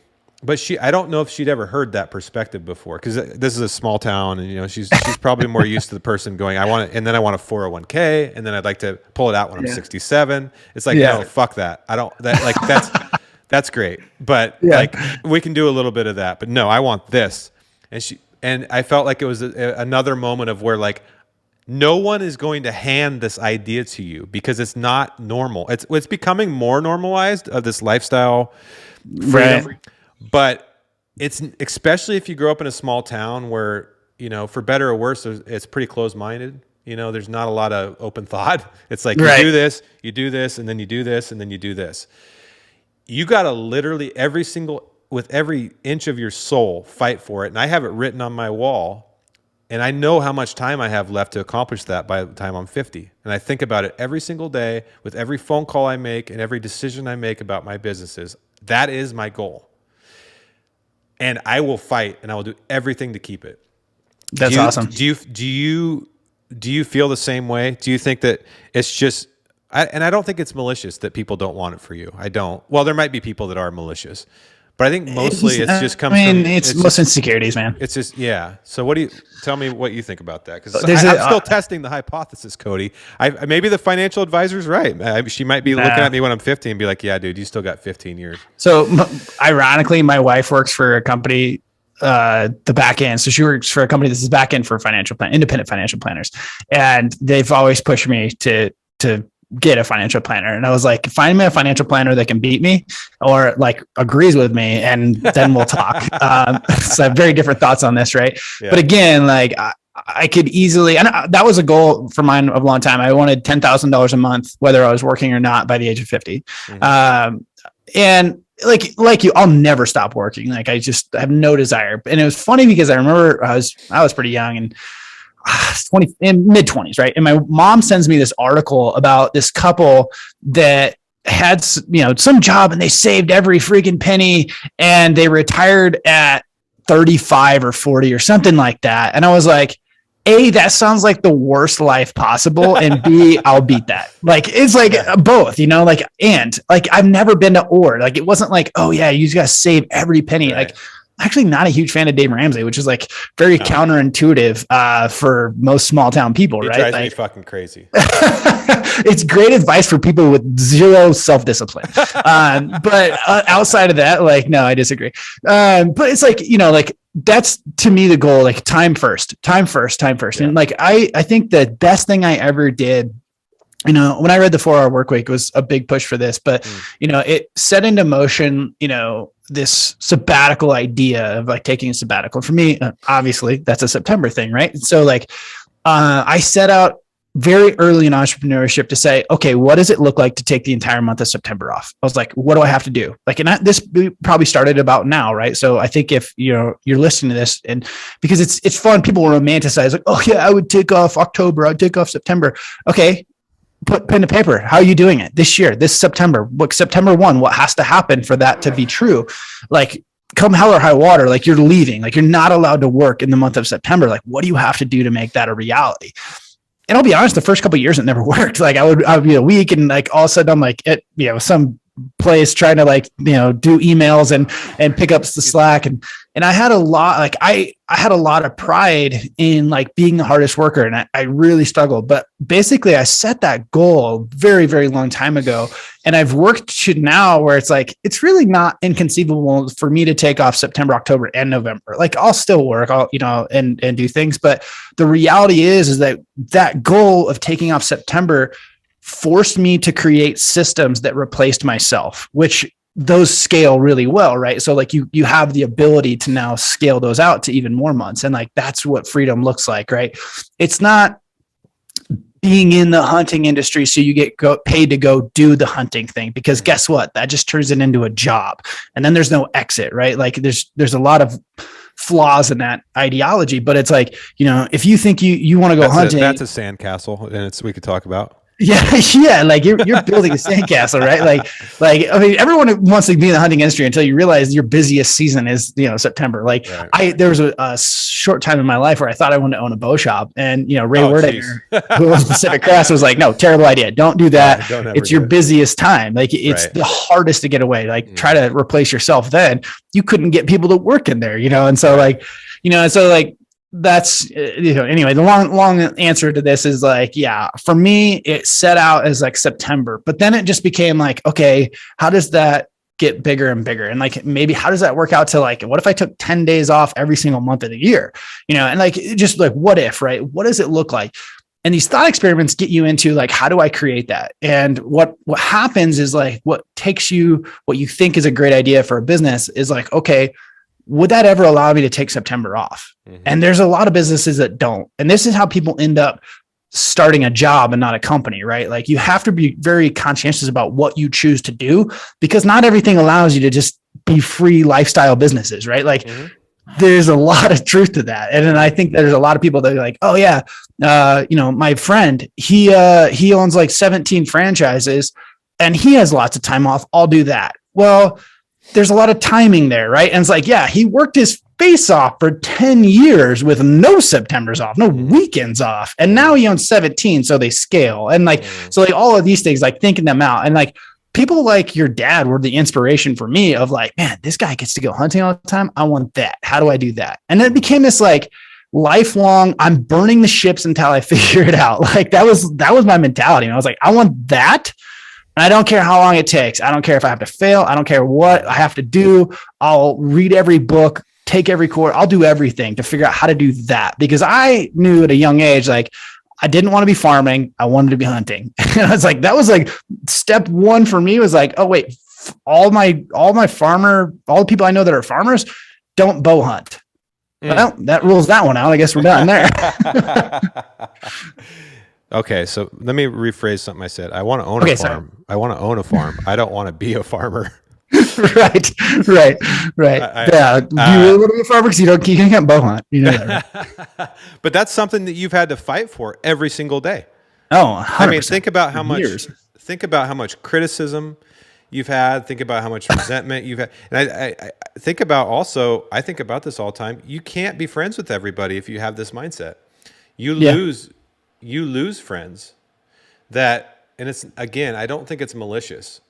I think it's just insecurity, but it doesn't even matter what it is about. You're not friends with them anymore because you don't remain connected, or they choose to go the other direction, or your life changes and grows, or you move away. But I think oftentimes, even with family, and this is controversial, but I'm not a big fan of family holding you back from doing things either. I hear this all the time. I'd love to do X, but you know, my family's here and you know, my brother's over there. And it's like, okay, I get it. That's honorable, sort of, but it's kind of like self-sacrificial. It's like, is it honorable to die for no cause? Yeah. It's like, it's honorable to like value your family that much. Right. Right. And I think that's great. But I think your family should want you to do the things that you want to go do because they value you too. Like it's a trade-off. Right. It was really hard for me to leave. My dad's my best friend. It was really hard for me to leave, and also risky for me to leave for over a decade. You know, things could have happened. You know, thankfully he's healthy and alive, but that's not always the case, obviously. But he wouldn't have wanted it different for me. My mother's the same way. My brothers are the same way. But it also made it sweeter coming back to where my family is. Now I appreciate it. But I see it happen all the time where it's like, well, my friends are here. My family's here. My cousin's here. Like the restaurant I like is here. It's like, do you think you could build it all in staying from the small town? And I say this because I tried, I could do it. I tried really hard to, get over this hurdle of like, you know, like in startup land, it was always like, if you want to be in startups, you got to be in Silicon Valley. And I was like, nope. And your brother can attest to this, right? Like, you want to be in the know, like that's where you got to be. You got to be in the thick of it. Right. And I tried really hard to build my first company, from my laptop with nobody. I think it's possible. I do think like it helps to be like, for example, like now I'm in Bozeman, I'm in the hub of it, right? Like, there's pros and cons. I think when you're in the hub, like it can be your connections grow and like, you know, those things help. I do think that technology is to a point though, where it is 100% possible to build all of these things from wherever you want, whether you live in a town with 1,000 people or you live in a town with 100,000 people. So I would say, yes, it is possible. I would say, and I would love to hear your thoughts on this. My most valuable asset from a professional perspective is connections.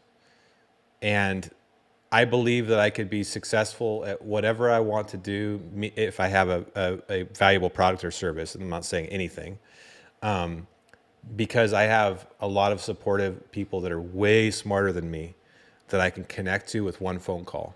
Right. I mean, do you think that post-COVID though, like, I mean, post-COVID, start a podcast, you're connected to everyone, right? Like, well, you have to be very strategic about how you leverage one relationship to the next, right? But all you need is one connection. And now it's like, because the world is so remote, I feel like you could create that. It's going to take a little more time. 100%. I just think it takes more legwork. I think the best thing I ever did was leave my small town and go out and experience the world. I mean, dude, my wife actually resents me for it because she grew up dreaming of traveling. She wanted to travel everywhere. And then she got married to this small town dude with a 1.87 GPA, like that just drank beer. And then all of a sudden I'm working at Sitka and I'm traveling all over the world. Yeah. I'm traveling all the time. And my wife's like, I hate you. You don't even appreciate going to Europe. How do you get to go to Europe? Yeah. But for me, I don't know that it would have been possible for me just because I didn't have the knowledge or the wherewithal to do it without going out first and working for someone else and experiencing things and getting to watch how it's done. Like I can start companies now and help companies because I was inside the walls when we grew Sitka from nothing to what it, I left 4 years ago, and even now it's way bigger than even when I left. I think because I saw that paired with, so learning all those things, and then that paired with all the amazing people that I can now use as resources and mentors, helped accelerate what I'm capable of doing now. But I do think it's possible. Well, I've seen it happen, man. I've seen it happen a lot where people from nowhere town can create something that's worth way more than anything I have.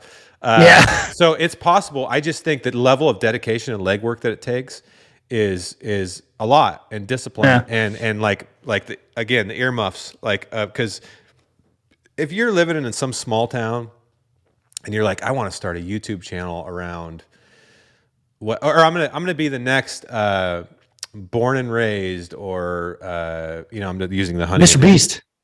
Using Mr. Beast. Dude, I mean, okay, let's talk about that. Have you listened to the podcast that he just did with Rogan? You should. Anybody who's out there that has an idea that is huge but doesn't think that they're good enough to do it, listen to the Mr. Beast podcast with Rogan. I loved it. Dude, the kid's 23, and I learned... Dude, that kid's crushing it. I learned so much from a 23-year-old, and it makes me feel like an idiot. But perfect example. So like he did it. The sacrifice that he made to do it is it's, some people would call it unbearable. Like he dedicated the last 10 years wholly to YouTube, nothing else, including personal life. Nothing else mattered except for YouTube. And now he has the #1 YouTube channel, and he's, but so that's one learning from that, like the discipline and the sacrifice and the devotion, all that thing. Those are great. But the other cool thing that I thought about him was, sorry, hold on one second. Rogan's like, man, you must just, be making all kinds of money. And like, he's like, why would I want to make money? I don't make any money. He's like, I put it all back into YouTube. I don't make any. He's like, up until just a little while ago, I shared a condo with somebody paying $700 a month.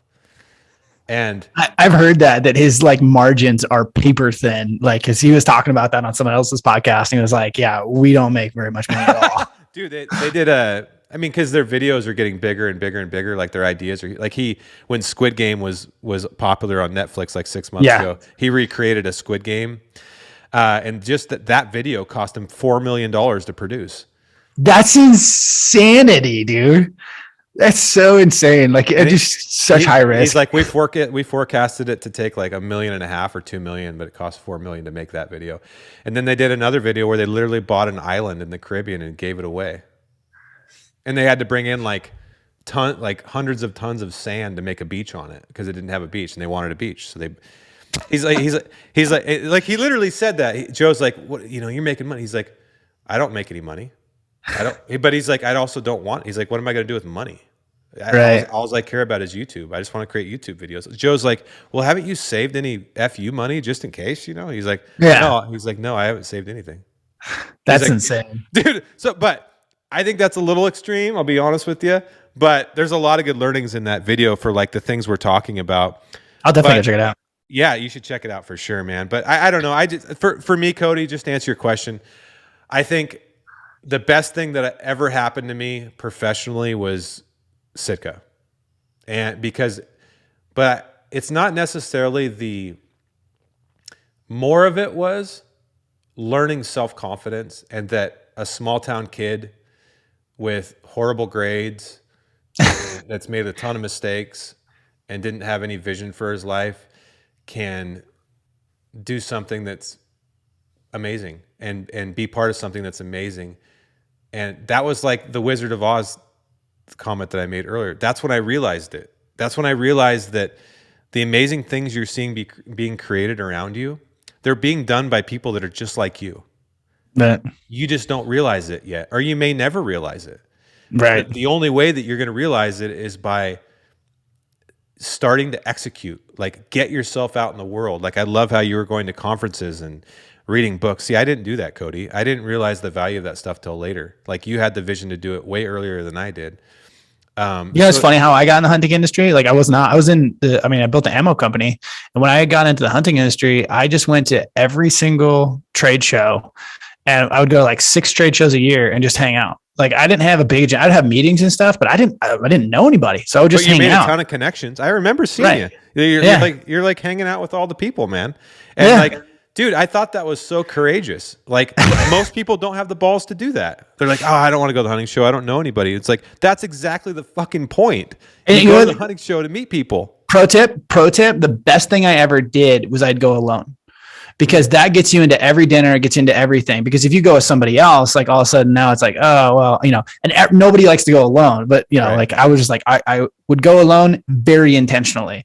And I was just like, oh yeah, I'll hang out with who? Because now it's like, I can hang out with whoever, a plus one. I was always like the third wheel to everyone, And so like, that's how I met a ton of people and made lasting relationships. I mean, that's how I got it into the world, right? Like, and then it just like pivoted from there. I think those relationships are really valuable, Right. because the support, the mentorship, but also just the learnings, and it's, make no mistake, connection. That's why college, just in general, is sort of, the value of it has kind of died, but still there is value in some professions, the Ivy Leagues, and the reason that isn't because of the education; it's because of the connections. Like, Right. if you go to Harvard Business School and you get an MBA, most likely a certain percentage of the people that you went to school with are going to have very successful companies that can help you have a successful company. Right.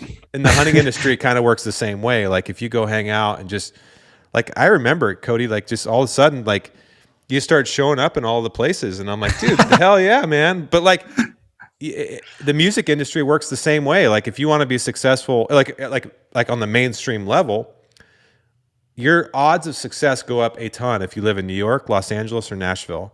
Right. And you just start going out to every single place that you can think of, to open mics, to the Broadway, playing, anything, meeting people, making connections. I don't know if the story is all the way correct, but I remember hearing a story about Katy Perry, how she, at some point, she just went and knocked on the door of the producer she wanted, literally his house, Right. and she's like, "Hi, you need to sign me." And I think about that, I'm like, dude, I don't have the courage. Like, most people don't have courage like that. But in our little world of the hunting industry in small town USA, like, I looked up to those people, like the celebrities in the hunting industry. I looked up to them like they're way cooler than the Beatles to me, or like Van Halen.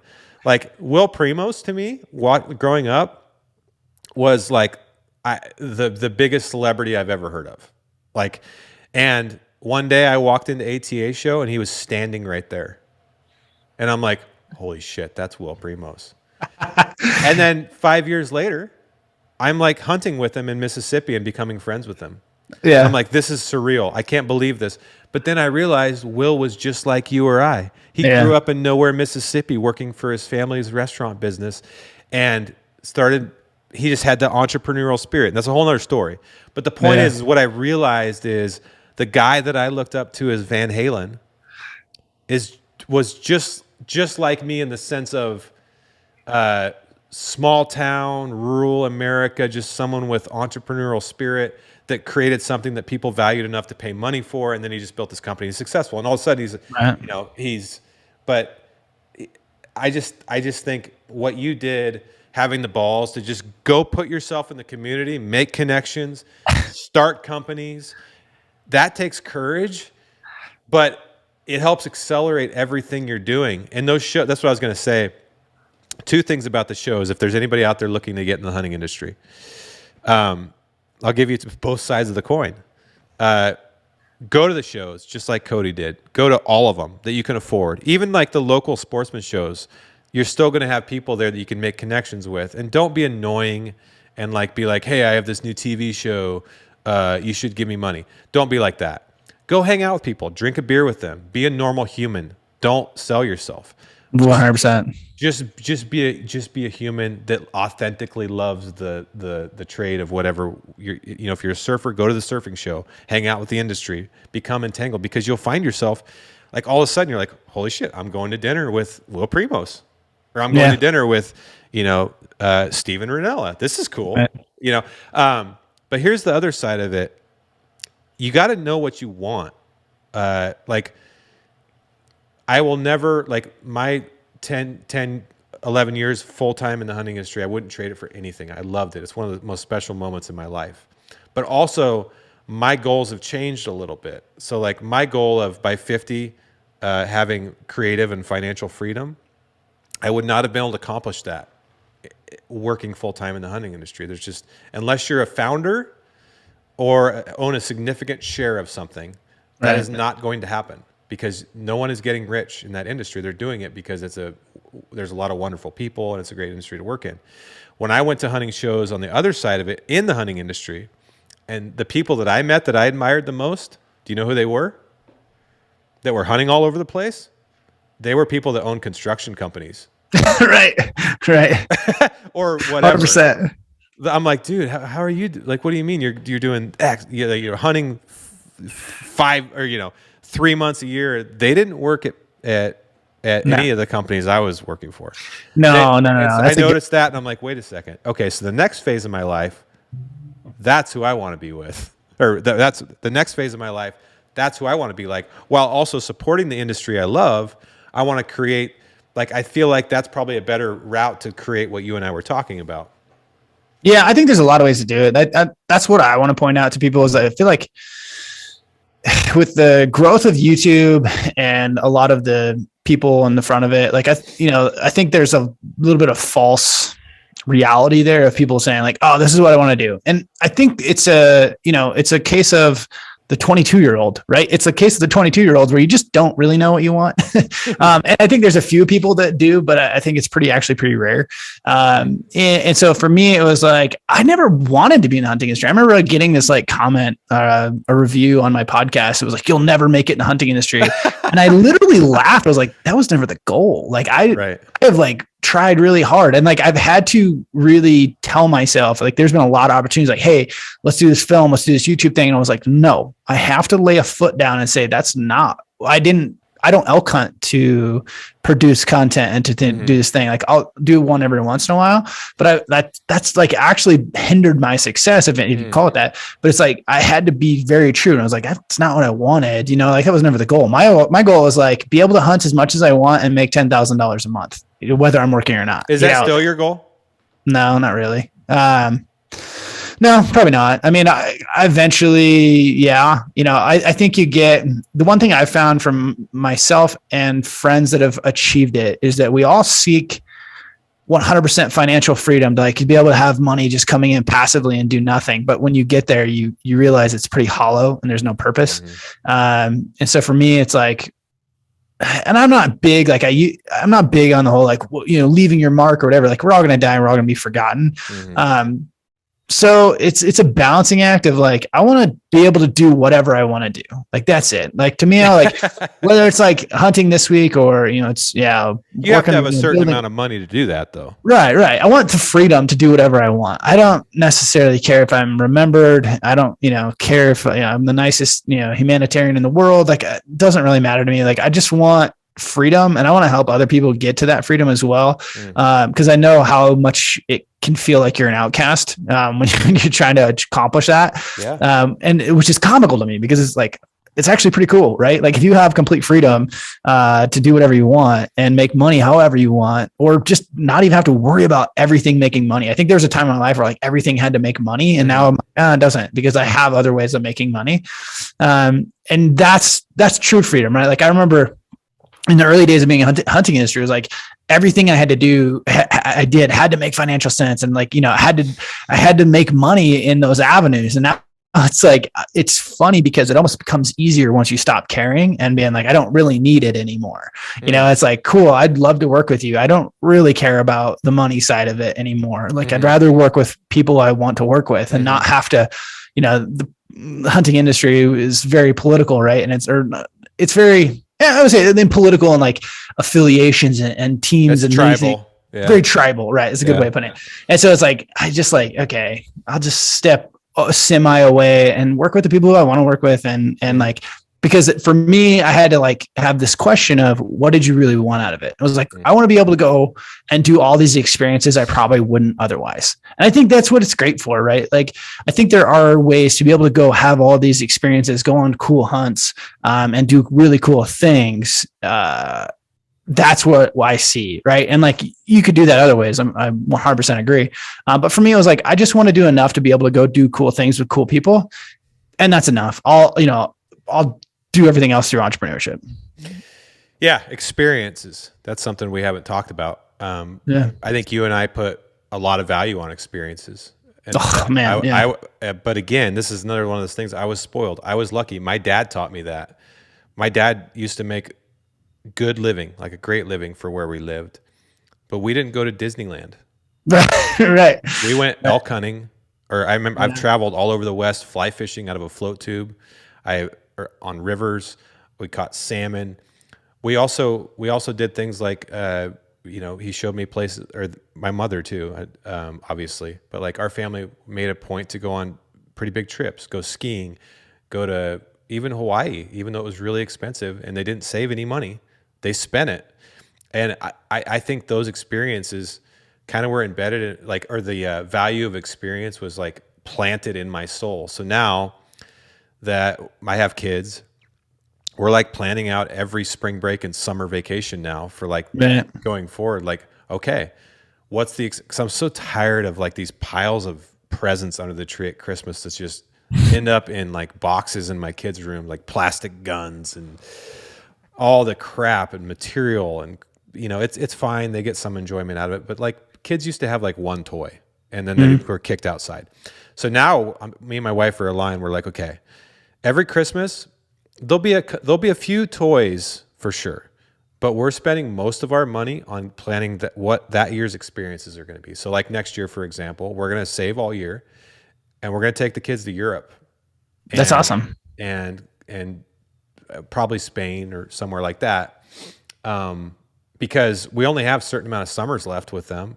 And I want to show them the value of experience, because whatever they decide to do, you know, I'm hoping one of them, I mean, my middle son loves hunting. So I'm blessed in that regard. For me, it was hunting. Like I want to spend my time hunting or out the outdoors, but whatever experience they value, I want them to value that over like a savings account necessary. You know, like there's gotta be a balance. You got to have stability and all those things, but like experience is worth so much more than money. I've always been, I was thinking of like historical places too, like you and Heart Mountain and like having like that place where you do these things and like that creates this draw for you.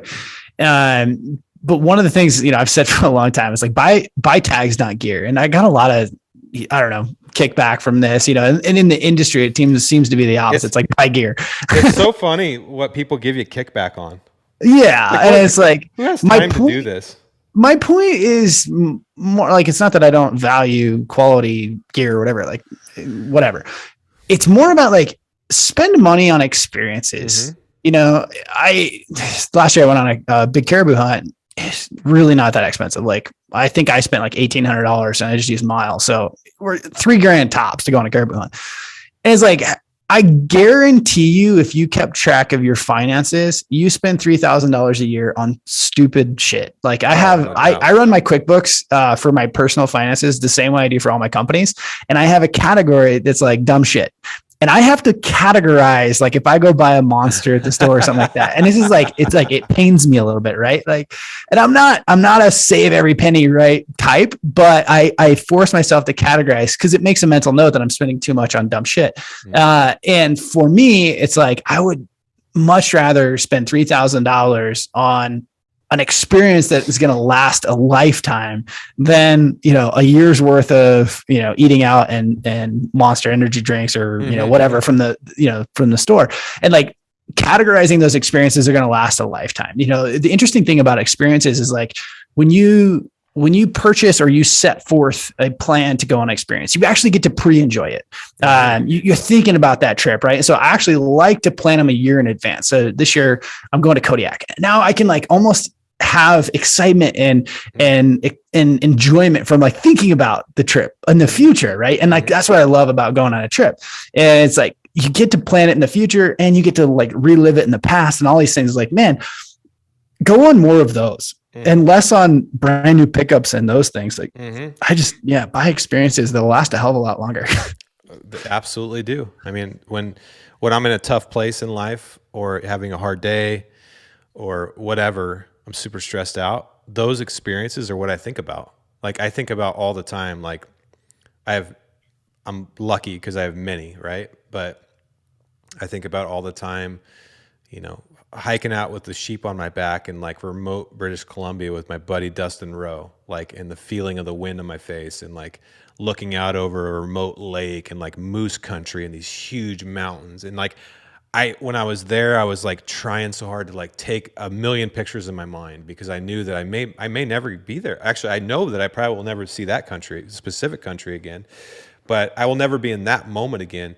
But because I was conscious of it, now I can think about, or like taking a nap by a lake that same day after packing 100 pounds, 10 miles and mountain like, naps. Yeah. Like, dude, I lean on that stuff and I think most of us as humans do. Like, obviously not everybody is hunting experiences, but whatever the experience is, that is the most valuable thing. Like, and usually there's other people tied to it. Now, I do value, like I have really intense, great memories of solo hunts that I loved, and I value those experiences. But most of the experiences that I value the most had other people in them that I shared them with. I know that sounds cliche, but it's just the truth. Yeah. I love solo hunting, but I also love solo hunting, but it drives me crazy when I get back to camp or wherever I am. And Did you see that? Oh, I can't tell anybody about it. Right. I love, like, I can't remember. Oh, Ryan Lampers and I were talking about this because he's like, he'll go sit on a mountain for 3 weeks by himself. I'm like, dude, Yeah. I'm like I guess that inspires me, but at the same time, I don't think that's for me because I love, like, there's nothing more that I love. If I kill a bull or something, or if I get back to camp and I had an amazing experience, I love telling my dad about it or my buddy about it. I get on the phone. I'm like, dude, you won't believe what just happened. I had 6 bulls bugling and blah, blah, blah. Like, I get just as much value out of that as I did in the actual experience. I think, I don't know if that's just me, but I try to structure, as I think about the year, I try to have a little bit of everything. So I always have my solo adventures. They're kind of my yoga, if you will, like my reset, my challenge, my test, right? Like, and I tend to having an adventure version of that, like something that's going to push me mentally and physically in the solo space. I also love going on hunts with my buddies from back home, doing a hunt every year. Like, I'm getting ready to go spring bear in Oregon with, all my buddies, and we try to do a hunt every year. Sometimes it doesn't work out, but like the camaraderie, right? It's that hunt that, or those people you love hanging out with. And then I try to do one big adventure where it's like, I'm going somewhere cool and doing something. Do you try to do something you've never done with that one? Yeah. I feel like as hunters, we constantly get in the thing. It's like you go do something and you loved it so much. You're like, I'm doing that every year. It's like, that might not be the best way to do it. You might want to try something new. Yeah. I think after a few years, you realize that, like, when you go somewhere new every year, not only does it make you a better hunter because you have to learn new things, but also, like, this whole, like, man, all the places I've been type feeling is like, hunting is weird because it takes you places you would have never gone anyway. Right. And makes you learn country that you wouldn't have learned anyway. And like, that's what I really appreciate about it. And so, case in point, you're like, man, I'd love to do that hunt again.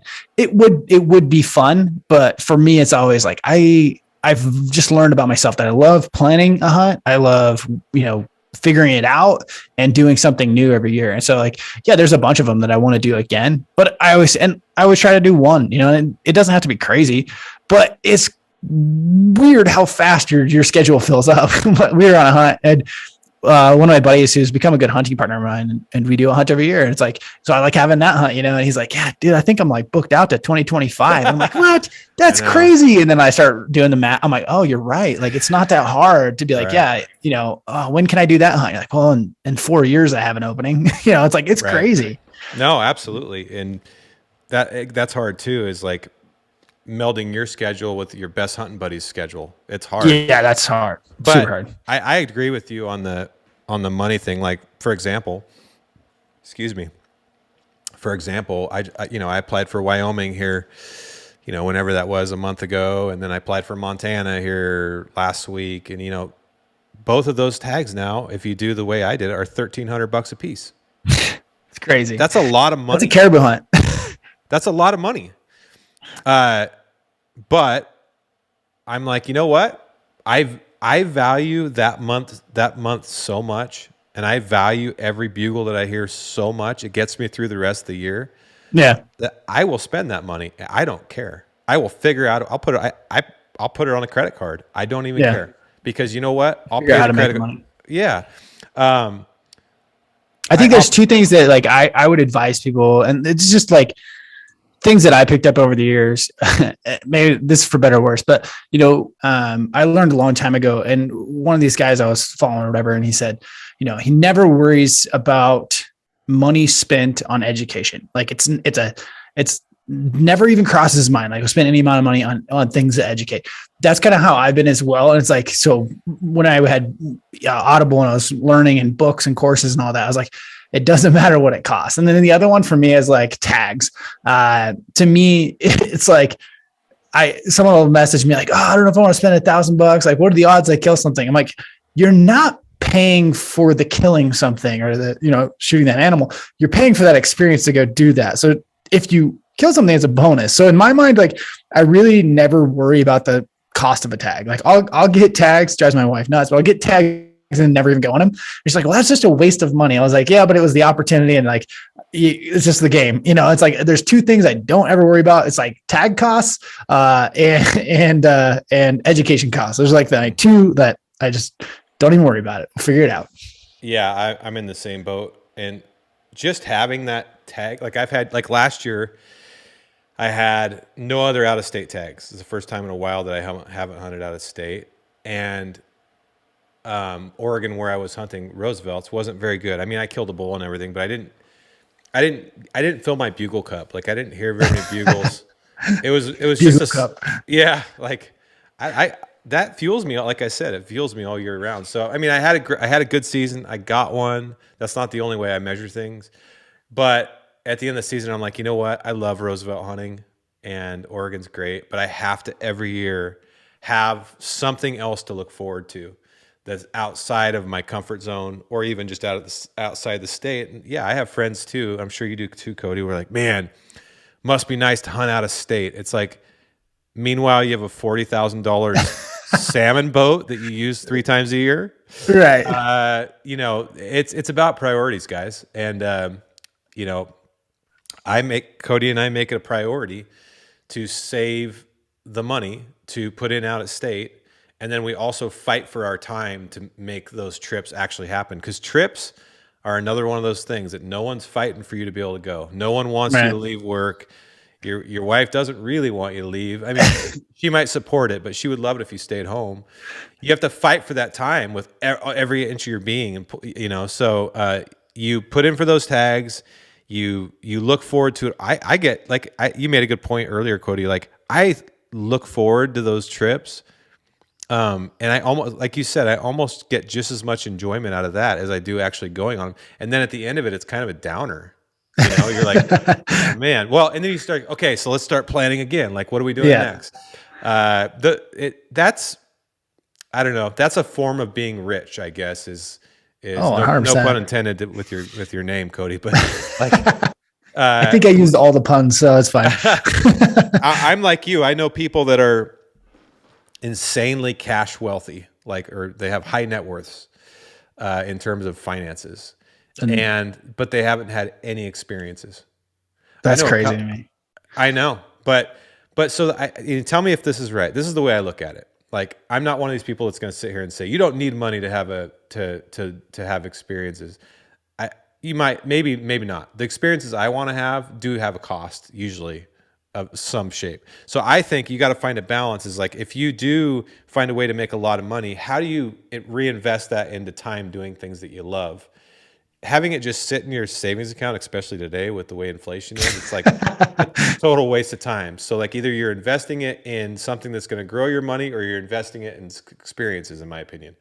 And I understand. The other thing I want to touch on is like, man, money's not evil. Like, I don't know where people get this, but it's like, it's not that hard to go and make $5,000, $10,000 a year as a side hustle doing some little project. And I could give you 100 ideas on different side hustles to make money. But it's like, when you really think about it, like, this is one of the things that's always blown me away is people that say, oh, that's my dream hunt. It's like, I don't have like, oh, someday hunts. Like, I have, okay, this is next. How do I accomplish it? And I set out and do it. End of conversation. And if it's like, hey, you're on even if you have your great job and you have fixed income, like, you could go create a side hustle and make, it's really not that hard to make $5,000 a year, and say a doll sheep hunt's your dream hunt. And you could go do that in 5 years. Like, you're setting this plan in motion and you're going to accomplish it. Like, that's how you need to approach life. And the funny thing is, like, once you start doing that, it's really not that hard to like keep just doing that. It's the same thing when I talk about like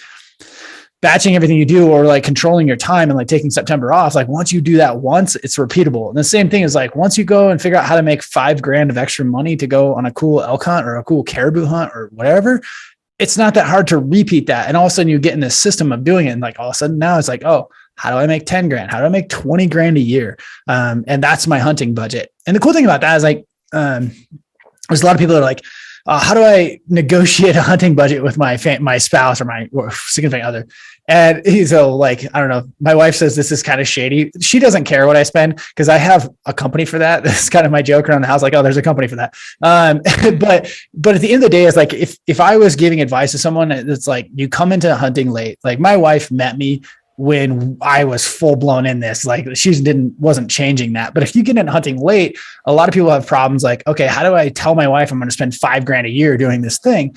And the way I say is like, okay, hey, let's work on a budget. Like, hey, this is the thing I'm really passionate about. This is what fills my cup. I want to do more of this, like what's a fair budget, right? And say your wife goes like, okay, you can spend $2,000 a year on hunting, right? Cool. Now I have a separate budget and I can go side hustle, and all of a sudden that money's allocated for that budget. And instead of me having a side hustle that's going to the community budget, now it's like, okay, if I go do this side hustle and make 10 grand, now it's like I have $10,000 that, my wife and I have decided like this is for that thing. So before I went and did it, I'm like, okay, this money's for this hunt I want to do, and work into that. And I think it's just like having an open conversation. Yeah, I try not to take $1 out of our personal bank account for hunting. Right. I try to make it all in my, well, they've turned in beyond side hustles, but my things, right? And, right. and I use them as my hunting budget, and it's okay, and because that's the way. And to your point, it's all about priorities and how you look at it. It's perspective. It's actually, I found that most people think it's crazy to like, even growing up, like when we'd go to Hawaii, and I know it's a privilege to go to Hawaii, and I know that it's not cheap either, but my parents prioritized it. Like I said, we never went to Disneyland. Right. We went to Hawaii, and I'd have friends be like, oh, it must be nice to be rich and go to Hawaii. It's like, well, we're not rich. How many times did you go to Disneyland this year? Like, that's more expensive than what I just did. Now, that's changed now where Hawaii is like extremely expensive. But the point of it was like, it's kind of a mindset you get yourself in. Oh, I also hear a lot of people say like in the circles of like, man, I'd love to go to Europe. Europe's like the top of I just want to go there once one day. It's like, dude, do you know that you can buy a plane ticket to Europe for like the same? I've paid more to fly to Salt Lake. Sometimes you can fly. I have like.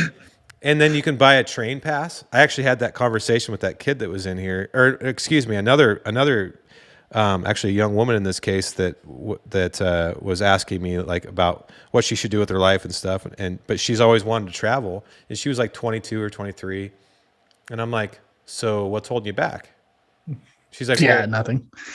Like, I don't know. My family doesn't think it's a good idea. They just think I should save my money and get a job. I'm like, your family's gonna hate me. But I think you should spend every dime you have on traveling and go travel. You're literally a baby. Like, go have fun. It just depends on your priorities. In our case, in Cody and I's case, it's hunting that we want to spend our money on, right? And it is expensive, and it is getting more expensive. But it's never been easier to make money, ever. And so I was going to ask you about that. You posted a video 2 days ago of like how to make money on dogs. Yeah. Tell us about my sister made like $20-some thousand on one litter of dogs. I'm like, that's insane. And her husband went to Argentina and, went on a hunt. I mean, it's like, it's never been easier to make money. Like whether it's Airbnb or like a Turo or, all these side hustles, like overnight I could launch a product company and be selling it on TikTok, almost overnight. Well, probably overnight if I really wanted to. What's your advice for side hustles? If someone has a 9-to-5, that's always the problem, right? Right. Well, if you have a 9-to-5, it means you're only working 40 hours a week. And I would like, if you want entrepreneurship, any entrepreneur knows like that's a part-time job. So I would say like, there's plenty of time to create something on the side. It just depends like what's end goal. And that's always my first question. I would say, if end goal is like something that has equity, like spend your time building something that has equity. If your goal is only to make $5,000 to $10,000 a month or a year to go do fun things like Hawaii or, I don't know, whatever trip, then I think you could like do like a Turo thing as one of my favorites is like, it's a car rental thing. There's a bunch of like the gig economy. Like if you're talented or skilled in any way, the gig economy of like Uber doing small gigs, there's a million apps out there right now. 20 years ago, you would have had like know someone that needed you to do some copywriting, and then you could have done that. Now you could freelance on the side, and like the people just come to you because we're connecting the world that way. But there's a million gig economy. Even if you're like fairly handy person, that's actually like the most limited supply right now. So if you can, change lights, hang a TV, like the basic things that most people can do, like you could get on Handy app and probably make 10 grand a year just doing that on like the weekends. So things like that. That's a good point. That's a good point. But it takes a little bit of, side hustles are tough because your job doesn't want you to have a side hustle, because no matter if you do it after work or on the weekends, they're always going to think you're doing it on their time. Dude, I would argue like you have the wrong job. Like if anything, like I push my employees to have a side hustle. Like one of my employees, like I was telling my wife, I was like, Maya screwed up. She's one of my favorite employees. And now she's making like 20, 30 grand a year doing this thing. And I'm like, well, I hope she doesn't just leave. I agree with you. I think if I don't know if there's any great reason not to have a side hustle. Like, no, because, and it's not about the money even, it's just about having something that's yours that you can create that no one, especially if you have like a 9 to 5 where you have a boss that's always telling you what to do. Right. I just think it's fun to have something that's you can come home to or on the weekends. It's like, this is mine, you bastard. Right. No one can tell me how to do this. I think I think that's big. And I think it's easier now than ever to build something on the side. But I also want to say that like, I am not the type that is like, 100% entrepreneurship. Blah. I think being a number 2 at a company is the most underrated thing in the world. Like that's the perfect thing, like then you have a steady income. You could build something on the side. There's zero risk, like all these things. Like, and if you have any kind of skill at all, you could probably negotiate yourself at least 2 weeks off, every September, if not, 4 weeks. And with the way the world is currently, like, you're in demand right now. Everyone is looking for a good employee. So you could go and maybe make a little less money and take a little more time for vacation. Like that's my personal, and then I would focus that on how do I make the additional revenue on my own. Yeah. Yeah. That's a good point. What is this is going to sound super like, I don't know, philosophical, but like, what's your goal for life? Like what do you center your life around that brings you purpose? I think I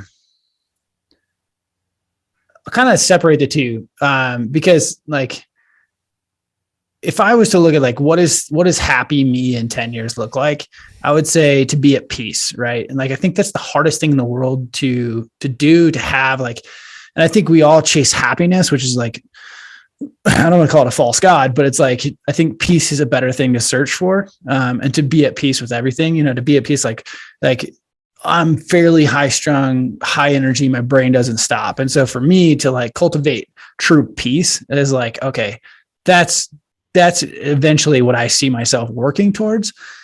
But then when you think about purpose, I think I want to, my kids and like get my kids into the things that they want to do and have the time and like help them become, self-sufficient little adults, right? Like that's kind of like my purpose. It used to be like, have these grandiose plans and whatnot, but like maybe having kids changes you, but it's like, I want to see my kids be super self-sufficient and like grow them into, little tiny adults that are like, can operate on their own and help them kind of cultivate their own path. What that is, I don't really care. Like whether it's hunting, whether it's music, whether it's, this, that, or the other thing. I don't really care. But I think, for now, it's probably a moving target. Yeah, but that's awesome, man. I think you inspire a lot of people, and I think it's great what you've done and what you're going to do. I'm super stoked on your new project. Where can people, you're still doing the podcast. You still got, you're on Twitter, Instagram, but where can people find all your things? Yeah. The Rich Outdoors, pretty much all the social platforms. Hit me up if you have any questions. That's where my podcast is. It's called The Rich Outdoors. And my new project's Rich Ideas Lab. I keep wanting to say I need to make sure I catch myself there. It's just Rich Ideas Lab. And that's where if you're into entrepreneurship, check it out. We're going to be doing some cool stuff. I think there's some really, really cool stuff coming. We're going to build the best community for people who want lifestyle freedom.